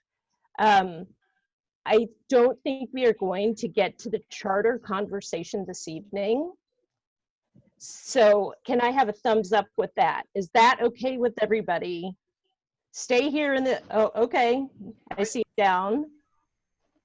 I think I'd prefer to know why we're here and what our objectives are rather than going deep into design questions. Okay. Thumbs up for that. Yep. All right. Steve, we'll get back to you. I'll be here every month forever. Looking forward to it. All right, I am sharing my screen. We are going into the committee charter. Boom, here we are. Sent earlier, I sent it again today as well as last week. So having this conversation about the purpose and the authority is really where we're at. So community advice is really what the CAC charter lines out, is the purpose and authority of the committee. Yes, we attempt to have consensus if possible. OTC's goal is that the project team hears directly from the CAC to understand community concerns, values, and perspectives. So that's why Steve is here. He's on the design team. He's going to be part of all of our meetings. He's going to actually hear directly from you guys. You will be making recommendations to the executive steering committee. I'm going to ask for volunteers. I'm going to ask for 2 volunteers to report to the ESC and to the COAC, to those 2 different committees. And the ESC is the one that goes to the Oregon Transportation Commission. Part of the charter is that ODOT will demonstrate how the CAC input meaningfully impacts project decisions. So that's that conversation that we were just having. So what are the bumpers? I am going to dump out of this and we are going to have that conversation. So I'm going to stop sharing. And Christine, just checking, did you want any, just a couple minute pause for a break, or do you want to go ahead and power through? What do people want? Do you want to go through? You want to power through? Yes. Thumbs up. Yes. Yes, we're going to power through. Very good. So those are the high level purpose and goal. I open it up for conversation. Chris, and then Samaya. Yes. So while I think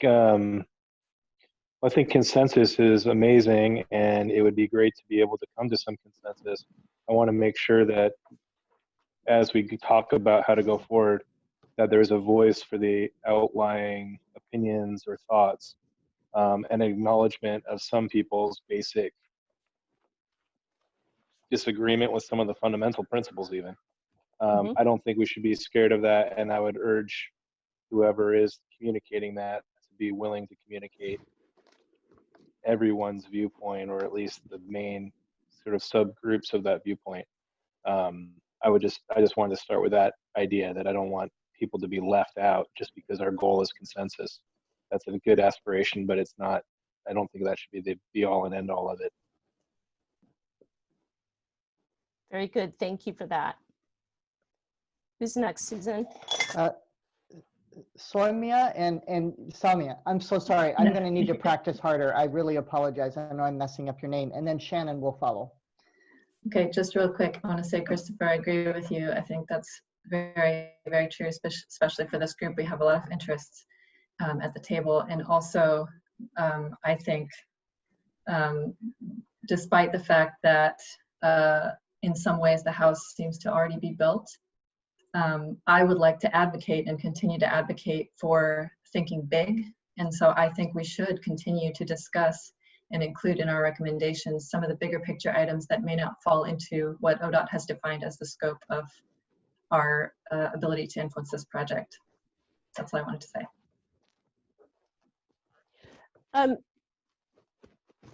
Thank you for that. And we're going to come back to you probably in our next meeting around what you mean by that.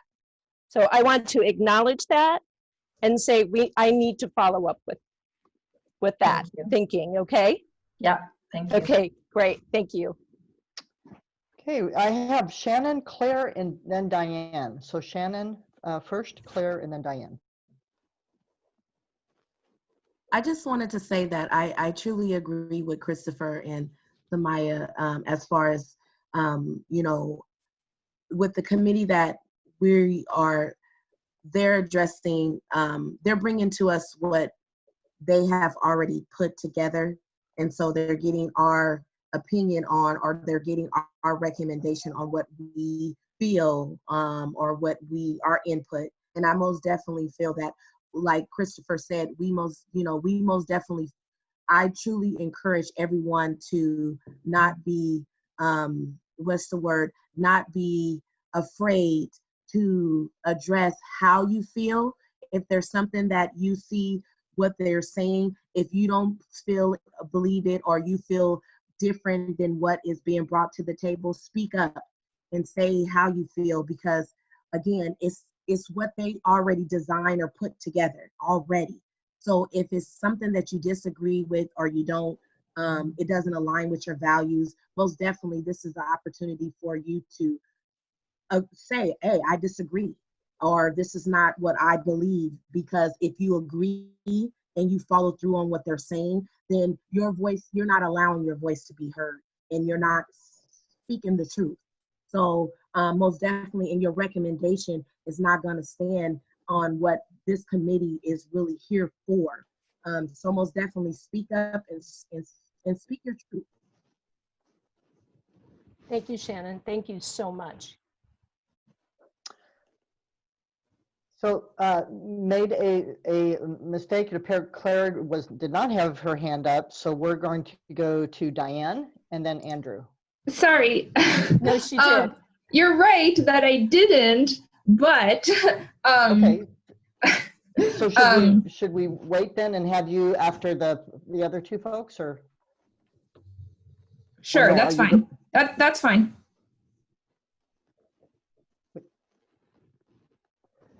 Okay. Sorry, just trying to keep.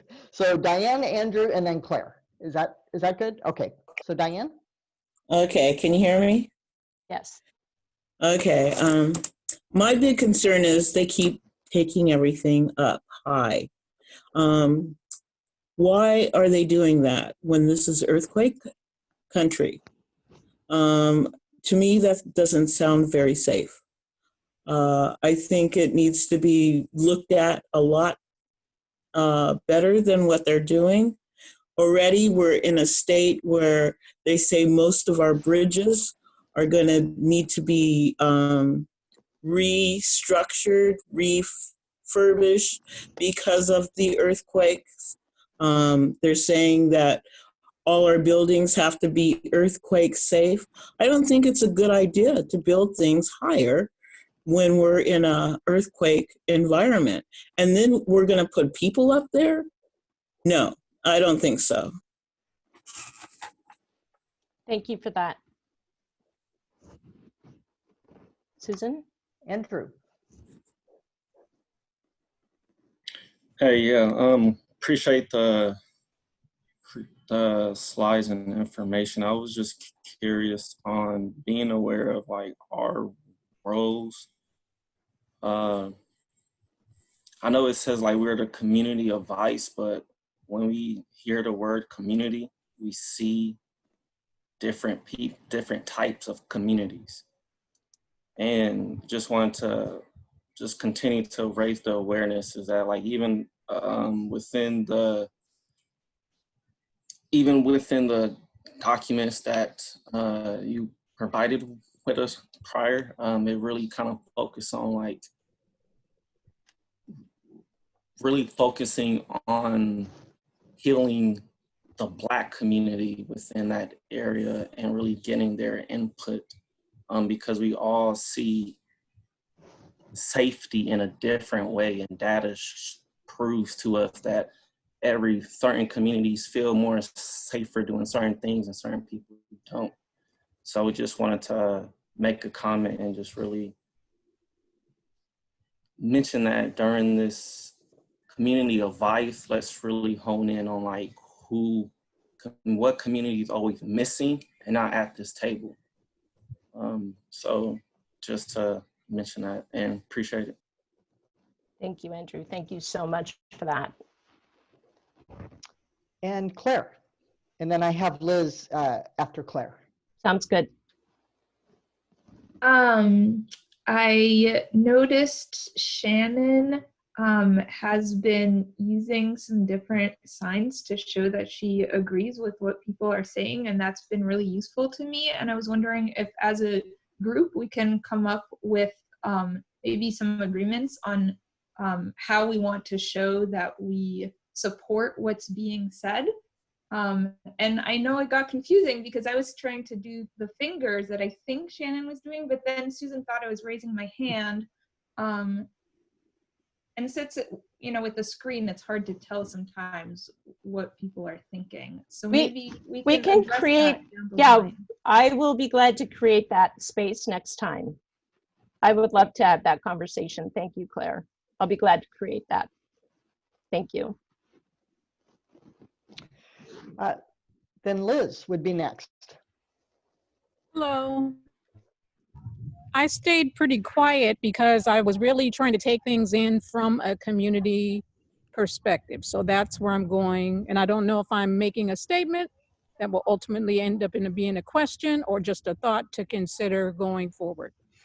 Because there were things that I didn't understand, like the congestion pricing. If I were to go back and try to explain that to somebody in my community, I don't know what people mean by that. So that needs to be defined. We need to be able to go back to our communities and speak to them in plain English about what the benefits are, what the impacts are. That's one thing. The young lady that was just right before me, she talked about considering things pre-pandemic and post-pandemic. I'd like to hear some more around that conversation. And also, it really is just breaking down the transportation language into community language so that you can build that trust in community. Which I would have thought, since there had already been a piece around restorative justice and that kind of stuff, that me even having to break that down seems like I don't know why I'm doing it like that, or I'm feeling compelled to do it like that. We need to be able to go back to our communities. If it's really going to be restorative, I need to be able to go back and tell people what I'm really thinking, get their opinions, find out what they're really thinking, and then being able to bring it back to that group, bring it back to this group if that's what we're working on. Thank you, Liz. Thank you so much. Jasmine has her hand up. Yes. Jasmine, can you unmute? Thank you. Oh, thank you. Yeah, I had a question. This is something that has struck me, and there was a little mention about it in this project, and I just wanted to know if our Rose Quarter project focus committee would be given more insight on the larger Green Loop project that I know that our committee is just focused on sort of like the north part of the city, but like the Clackamas pedestrian bridge, there was mention that that would add connectivity to the greater Green Loop.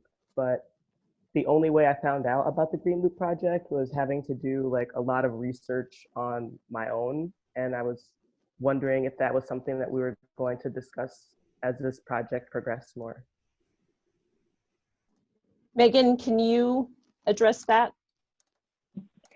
Sure. Yeah, Jasmine, with this project being in partnership with the City of Portland, I'm sure our City of Portland representatives would be willing to come and share more information about the Green Loop and sort of how that ties into our project as well. So I think that's a point well taken.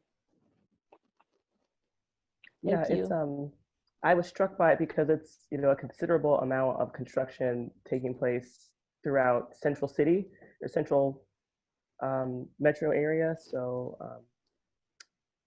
there are some people who don't even really know about the Rose Quarter project. And then on top of that, there are, I think like 4 other projects that are in these planning stages. So I wondered when our committee would have more visibility or talk about those things, or is there going to be any connection with those other advisory committees somewhere along the line? Yeah, I think it sounds like it would be helpful to even just share sort of a schedule or a list of all of the sort of concurrent efforts in this area. And, you know, we can do our best to make sure that we're coordinating across partner agencies. Metro and Multnomah County come to mind. And so if it makes sense and if the committee's interested, I'm sure we could leverage opportunities for them to come give presentations to this group as well. That's really helpful, Megan. Thank you so much. And Jasmine, I'll make sure that happens. I'll bring in other people to make presentations to this group. So I believe Cleo and then Tristan. Very good. Then we'll wrap up this part of the conversation. Cleo?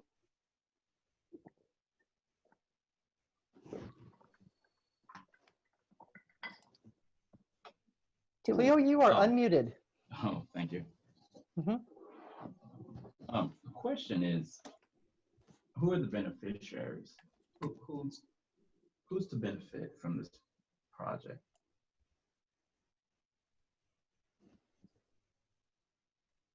Megan?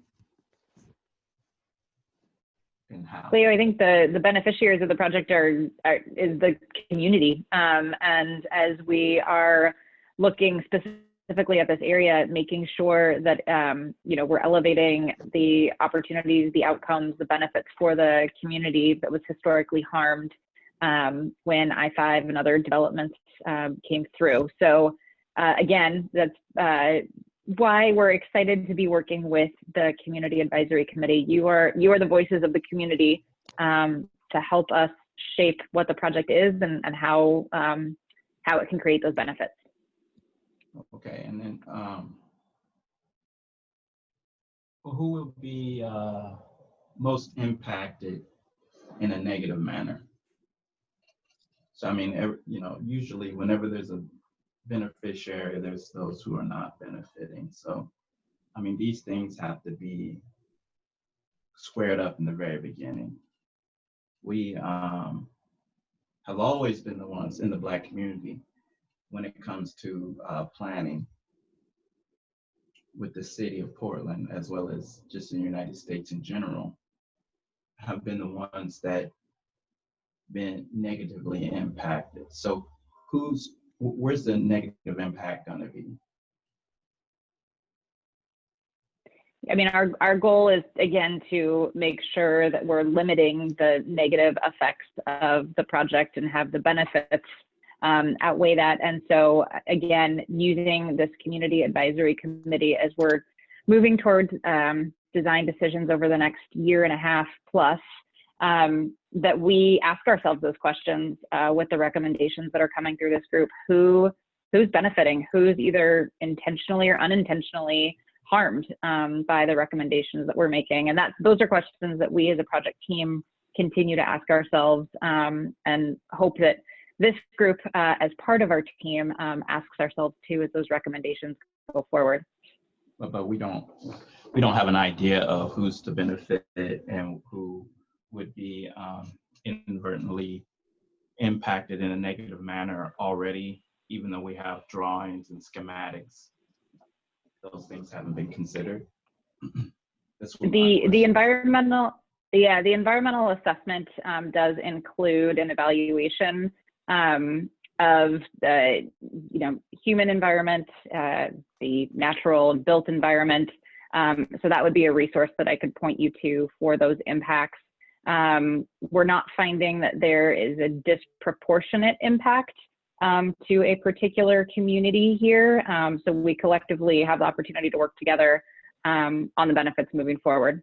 Yeah, we do need to work on that, because even when you use the term disproportionate, it depends on how you're breaking down the data. Specifically in the North and Northeast Portland area,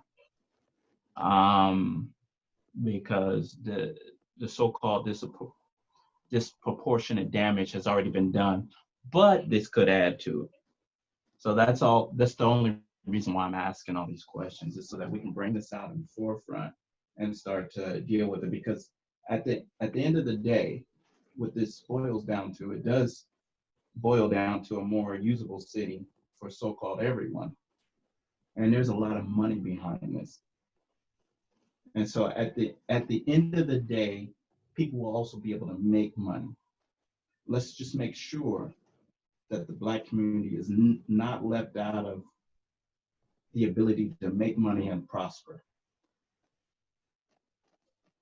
Definitely. Yeah, no, Cleo, I agree with you there.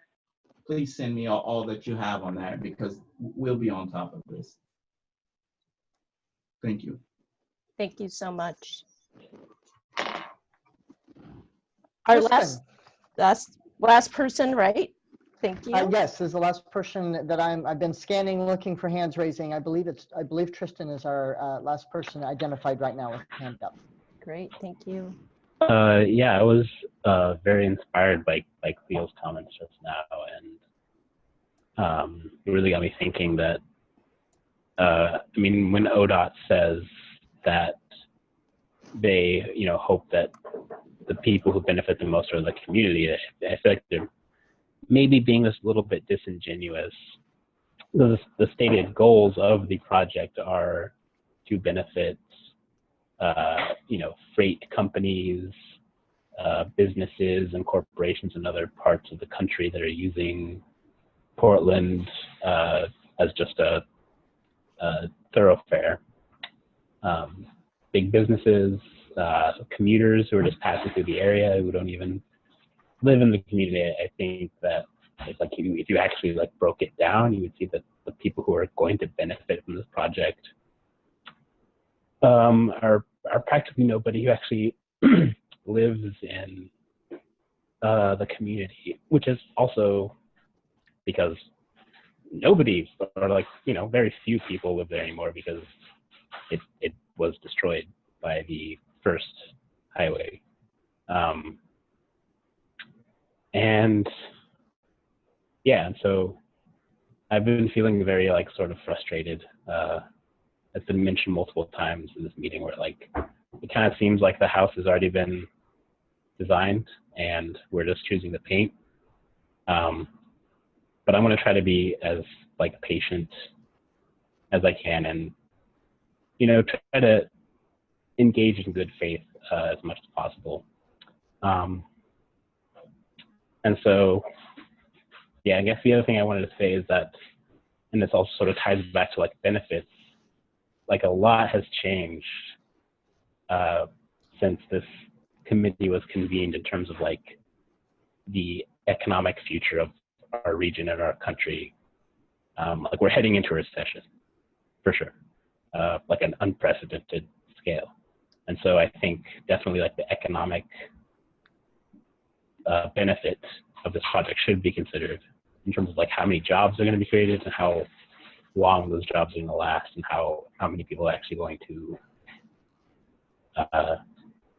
really benefit from it in the long term. So what I understand from Cleo and Tristan is about the data, right? About who is being impacted, the jobs being created, and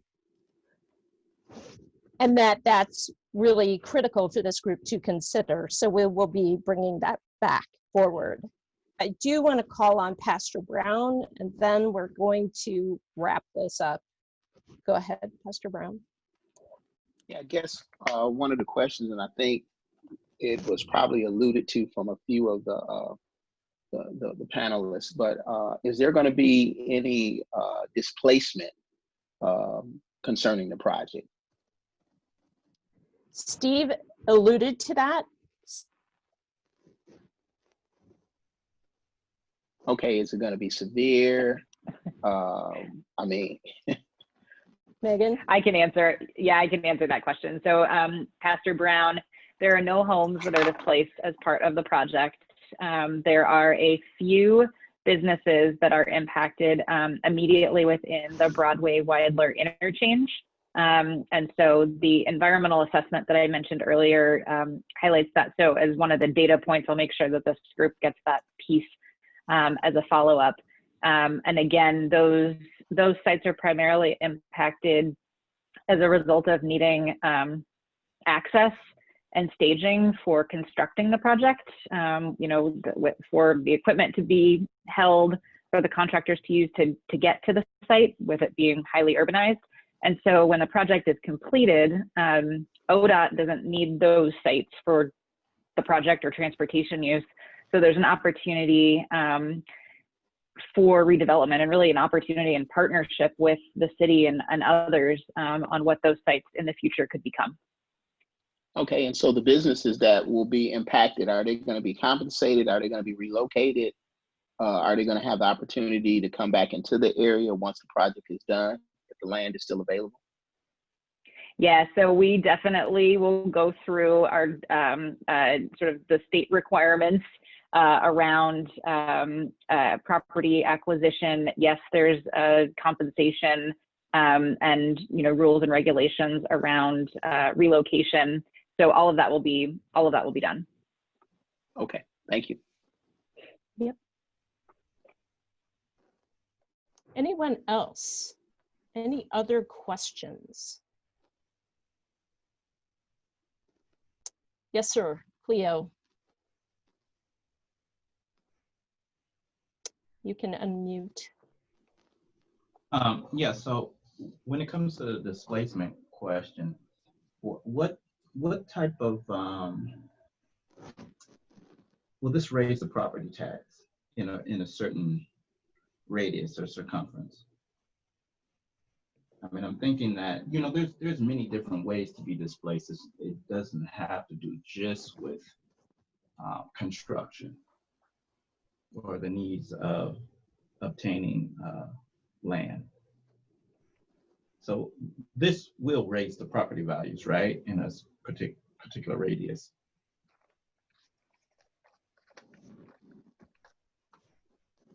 I think we don't know the answer to that, but yes, we know that certain transportation improvements have the potential and have been shown to gentrify areas that do result in displacement. And so I think that's where our partnership with the City of Portland is going to be really needed, and how we draw in those anti-displacement measures and considerations as these transportation improvements are going forward. But Cleo, I think that's a really good point to raise, and that it's not just the direct impact of displacement, it's also the indirect effect, and we need to be watching for and anticipating those and be intentional about how we can get ahead of that. Right, but this is going to bring up land value, right? Basically, I shouldn't have said the taxes, but I should have said the purpose is to bring up land value also, do something desirable. It definitely has the potential to. I definitely would be speaking out of my knowledge lane here if I said any more than that, but it has the potential to, for sure. Well, yeah. So, okay, thank you. Thank you, Cleo. I saw Bob's hand up. Susan, is that right, Bob? Yes, I did raise my hand. Oh, I didn't see that in the screen. I'm sorry. Again. No problem. I just want to say I'm Bob Carroll. I'm a union electrician by trade, and I'm with the Columbia Pacific Building Trades. And I just want to say something in general about the jobs that are going to be created on this project. Is the one young lady, Shannon, had asked about apprenticeable jobs or non-apprenticeable jobs, things like that. I think we should look at it possibly more like careers.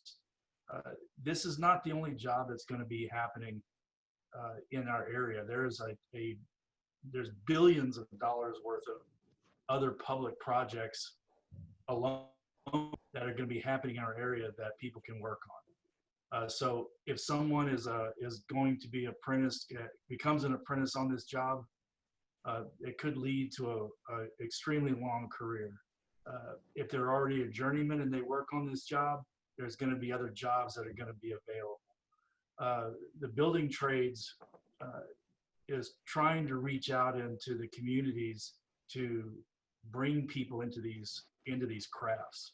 I mean, I've got a 43-year career already of jobs that lasted sometimes a week, maybe 2 weeks, maybe 3 years. But I pieced together those jobs to have a good life, to have a good career. So that's the way I envision these jobs on this project, and as well as going forward into other ones. So thank you very much. Thank you, Bob. So Clint, you're going to be our last person to speak about where we are right now. I'm going to go into next steps after that.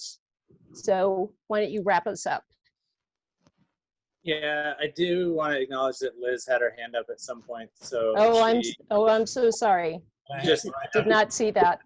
Can you see me at all? Am I on? You are now, John.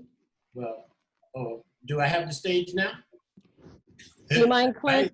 Well, no. No, that's fine. That's fine. I have a comment about Bob's what Bob said. So but come back to me. Okay. If it's possible. John. Hi, good evening, everyone. It's a pleasure to be a part of this committee with you all. Sorry, this is my second meeting, and I hadn't gotten any emails or any of that kind of stuff from you, so I'd like to circle back to the facilitator at some point in time. That sounds great. I'd be glad to. That's important. The other part is that, this project has been going on for a while, and I sit as the chair of the business association in the district that it's coming through. So there's a lot of pros and cons, and I've heard a lot of things, and usually when I come into things late or when I come into them later on, I had an old professor that used to tell me, if you're going to come to class late, sit there and shut up for a little while and let them talk that's been there for a minute. So, but at the same time, there's some questions that I had, and one of those is that should the study be a study that's wider than just that small little area, number one, for impact realities? And then to understand what the economic development aspects or the economic opportunities really are. I mean, because that can be a code word in a lot of ways. Opportunities can be there, but to access those opportunities is another issue. being able to get to them. And yes, there will be some major impacts in the district. A lot of people talk about, but if you talk about the one or few businesses that will be impacted in the district, you'll come to find out that those two businesses own most of the real estate along the Broadway corridor.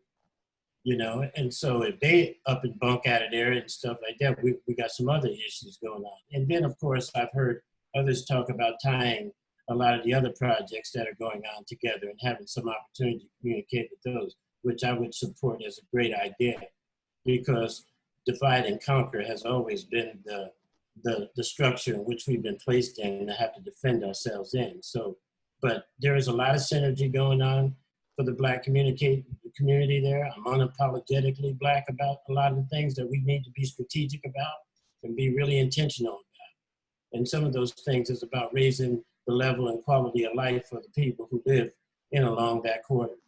And so for me, I'm going to be really intent about what my contribution is here, but you folks have to start paying attention because there's a lot of moving parts. And so, and if you slip up a little bit, don't get caught up on just the small things. Like, for example, those tops on the freeways. The question is, do we want buildings on them or do you want barren wasteland? And then if so, what type of strategic building and that type of stuff that we need in those areas that could add and enhance the district for those people who are less fortunate than others in the district. So there's a number of things that I'm looking forward to engaging with. I probably won't say too much until it's something to be said. But the one thing that I like to do is, like I said before, just to be acknowledged. I couldn't tell whether to hit the button down on the bottom to raise my hand or should I be raising my hand. I kept seeing people saying hi to me. I wasn't sure if I was supposed to say hi back, you know, all that work. But anyway, this can be fun. I'm hoping it's going to be fun and exciting because there is a lot of opportunity in the community engagement portion of this project, this large project. So again, I appreciate the opportunity to be a part of this process with you guys, and I'm looking forward to adding something to this. Thank you so much, sir. Really appreciate it. My pleasure. I think we still go back to, oh, I'm sorry. We'll circle back to Clint after Liz. Yeah. Liz? Really briefly, I think it would be good to know what because I'm hearing things about benefit and burden and I'm hearing things about impact. So maybe it would be good to know what ODOT has already discovered. Are the impacts both positive and negative? Just what they found out from their assessments for one. And then for two, what would that mean to the actual community that's being impacted? Perfect. Thank you so much. I want to mention I'm not currently in a union, but I was a union member for 8 years. I am the 4th generation union member in my family. My great-grandmother was a union member in the Chrysler auto plants. So we have a very strong connection to unions in my family, and I would be remiss if I didn't say I'm concerned about the union's support of building freeways over more sustainable options and more sustainable ideas of what our city needs. I think if we want to talk about the most important thing that we can do for unions is to get them involved in projects that we see being viable moving forward. We're not going to be building freeways for long, so wouldn't it be much better if we had our unions publicly supporting building more sustainable transportation options and getting involved in construction that we see happening in the future. So I would love to see apprentices and journeymen find their careers furthered in doing construction on things that would be more beneficial. You know, when we talk about the Green New Deal as that's discussed, a big part of that is that we need to have those jobs be union jobs so that those are sustainable for the employees as well. So, you know, I would love to see those efforts, those, I guess, resources poured into something that we see a longer future with. Thank you. Thank you, Clint. Thank you, everyone, for this wonderful, rich, exciting conversation. We have lots of notes that we've taken and that we will come back to you with next month.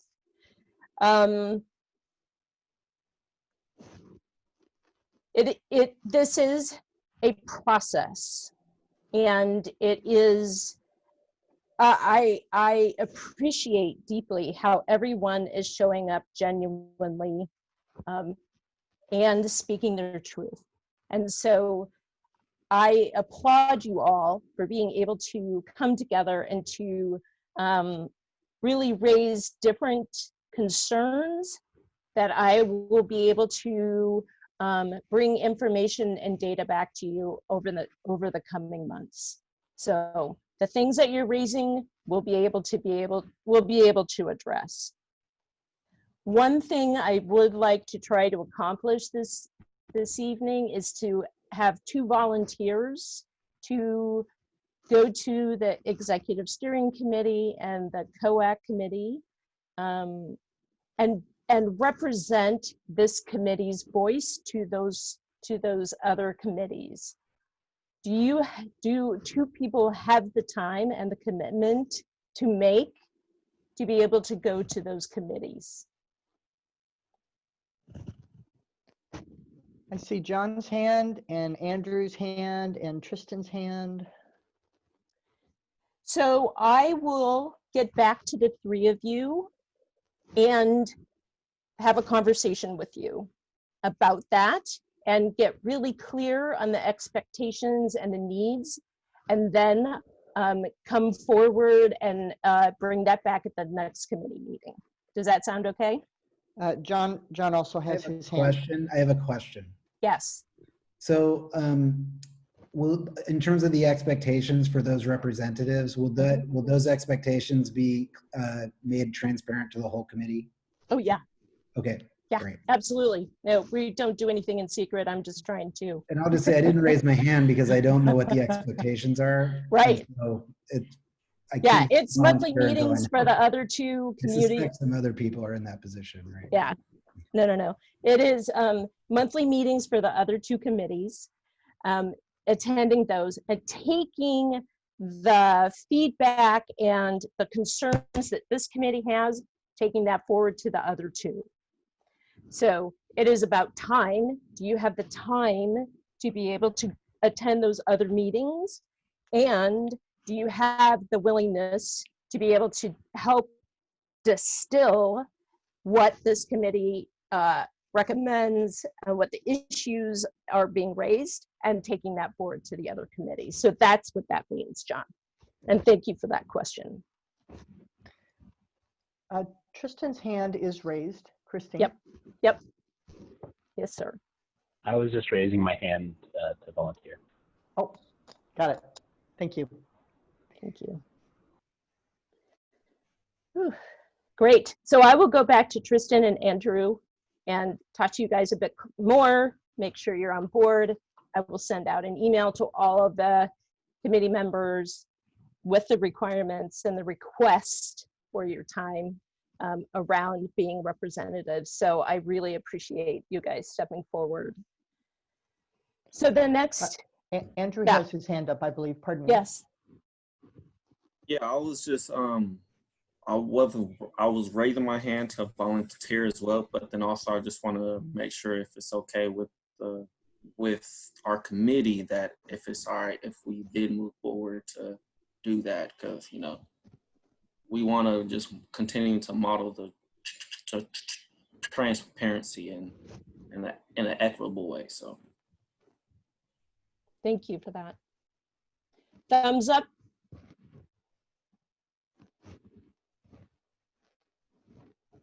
Thank you. Thank you so much. Very good. So our next meeting we have scheduled, I believe it is the 23rd of June. The reason for that is because we have this independent third-party group who want to do charrettes, which are design meetings around the design for the covers. They're an independent organization. Their work should be happening in June and July. And you will be invited to attend those meetings in addition to our June meeting. you've given us a lot of data to pull together. And my thought was already to do a design 201 to go even deeper. We're going to have to come back with a revised agenda, and I'll make that happen in the next couple of weeks. So between your needs and where the project needs are, I'm going to try and bring them all together into our next meeting, and then be able to also plan forward where we're going to go. Any other parting thoughts? Questions, concerns? I'd like to hear the public comment. I know we have like 30 people here. I'm assuming some of them want to tell us something. We have not had any requests for public comment. There's at least one hand up. We just got a hand up. Well, then we should have public comment. Wasn't there also someone on the phone who was, yeah. There was, and they dropped their hand. So that's what happened there. But Christine, would you like me to go ahead and unmute Aaron Brown? That would be fantastic. Thank you. All right, and the time, a minute? A minute would be wonderful. All right. Aaron, you are unmuted.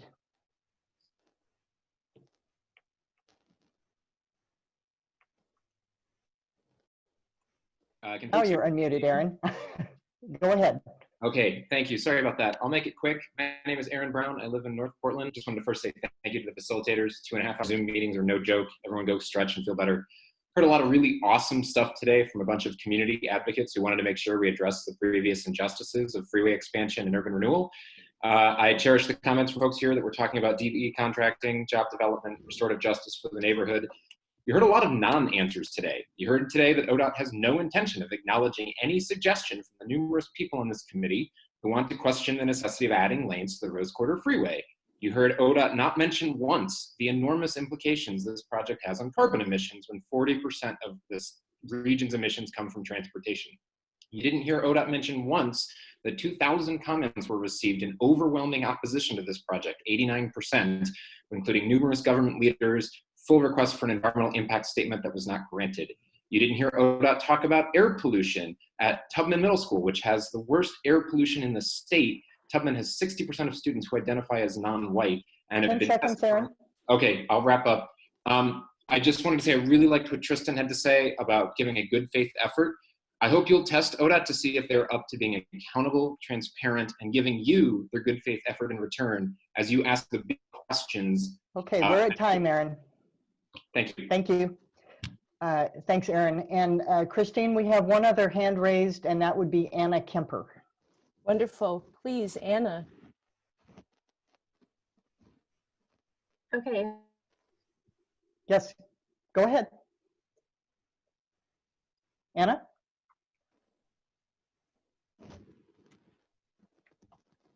Hold on just a minute. All right, you should be unmuted now, Anna. Can you hear me? Yes, we can. Yes. Thank you. Okay, good. Okay, great. So I had a lot that I wrote down that I wanted to say, but I don't have a lot of time. I just want to say I work with Sunrise PDX. I organize, we do climate organizing. I'm a youth climate activist, and Sunrise PDX, along with the national organization, is all about stopping climate change and creating millions of good jobs in the process. So I'm just grateful to hear the conversation that happened today. I want to mention the fact that it is 90 degrees out today in May. We're going to see continued warming. Last week, it was 80 degrees in the Arctic Circle. We're seeing climate change. We're going to continue to see climate change. In Oregon, 40% of our carbon emissions come from transportation, so we need to take this seriously. On top of that, we have to recognize that marginalized communities will be first and foremost impacted by climate change, and marginalized communities are already seeing impacts of a changing climate, as well as environmental degradation. And these are the same communities of color who have faced racism and 10 seconds, Anna. in Portland. Pardon me. So yeah, I was born and raised in Portland. I know that myself and you as members of the Community Advisory Committee have shared values, and we have a shared vision for Portland, one that is safe, equitable, and accessible. So just continue to question ODOT, question OTC. We are at time, Anna. Thank you so much. Thank you. All right, everyone. Yes, Susan, thank you so much for being able to facilitate that. I really appreciate it. And I appreciate everyone this evening for powering through. We'll see you next month. Thank you. Bye. Thank you. Bye. Bye.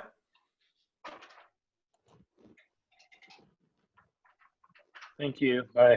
Thank you. Thank you so much. Thank you.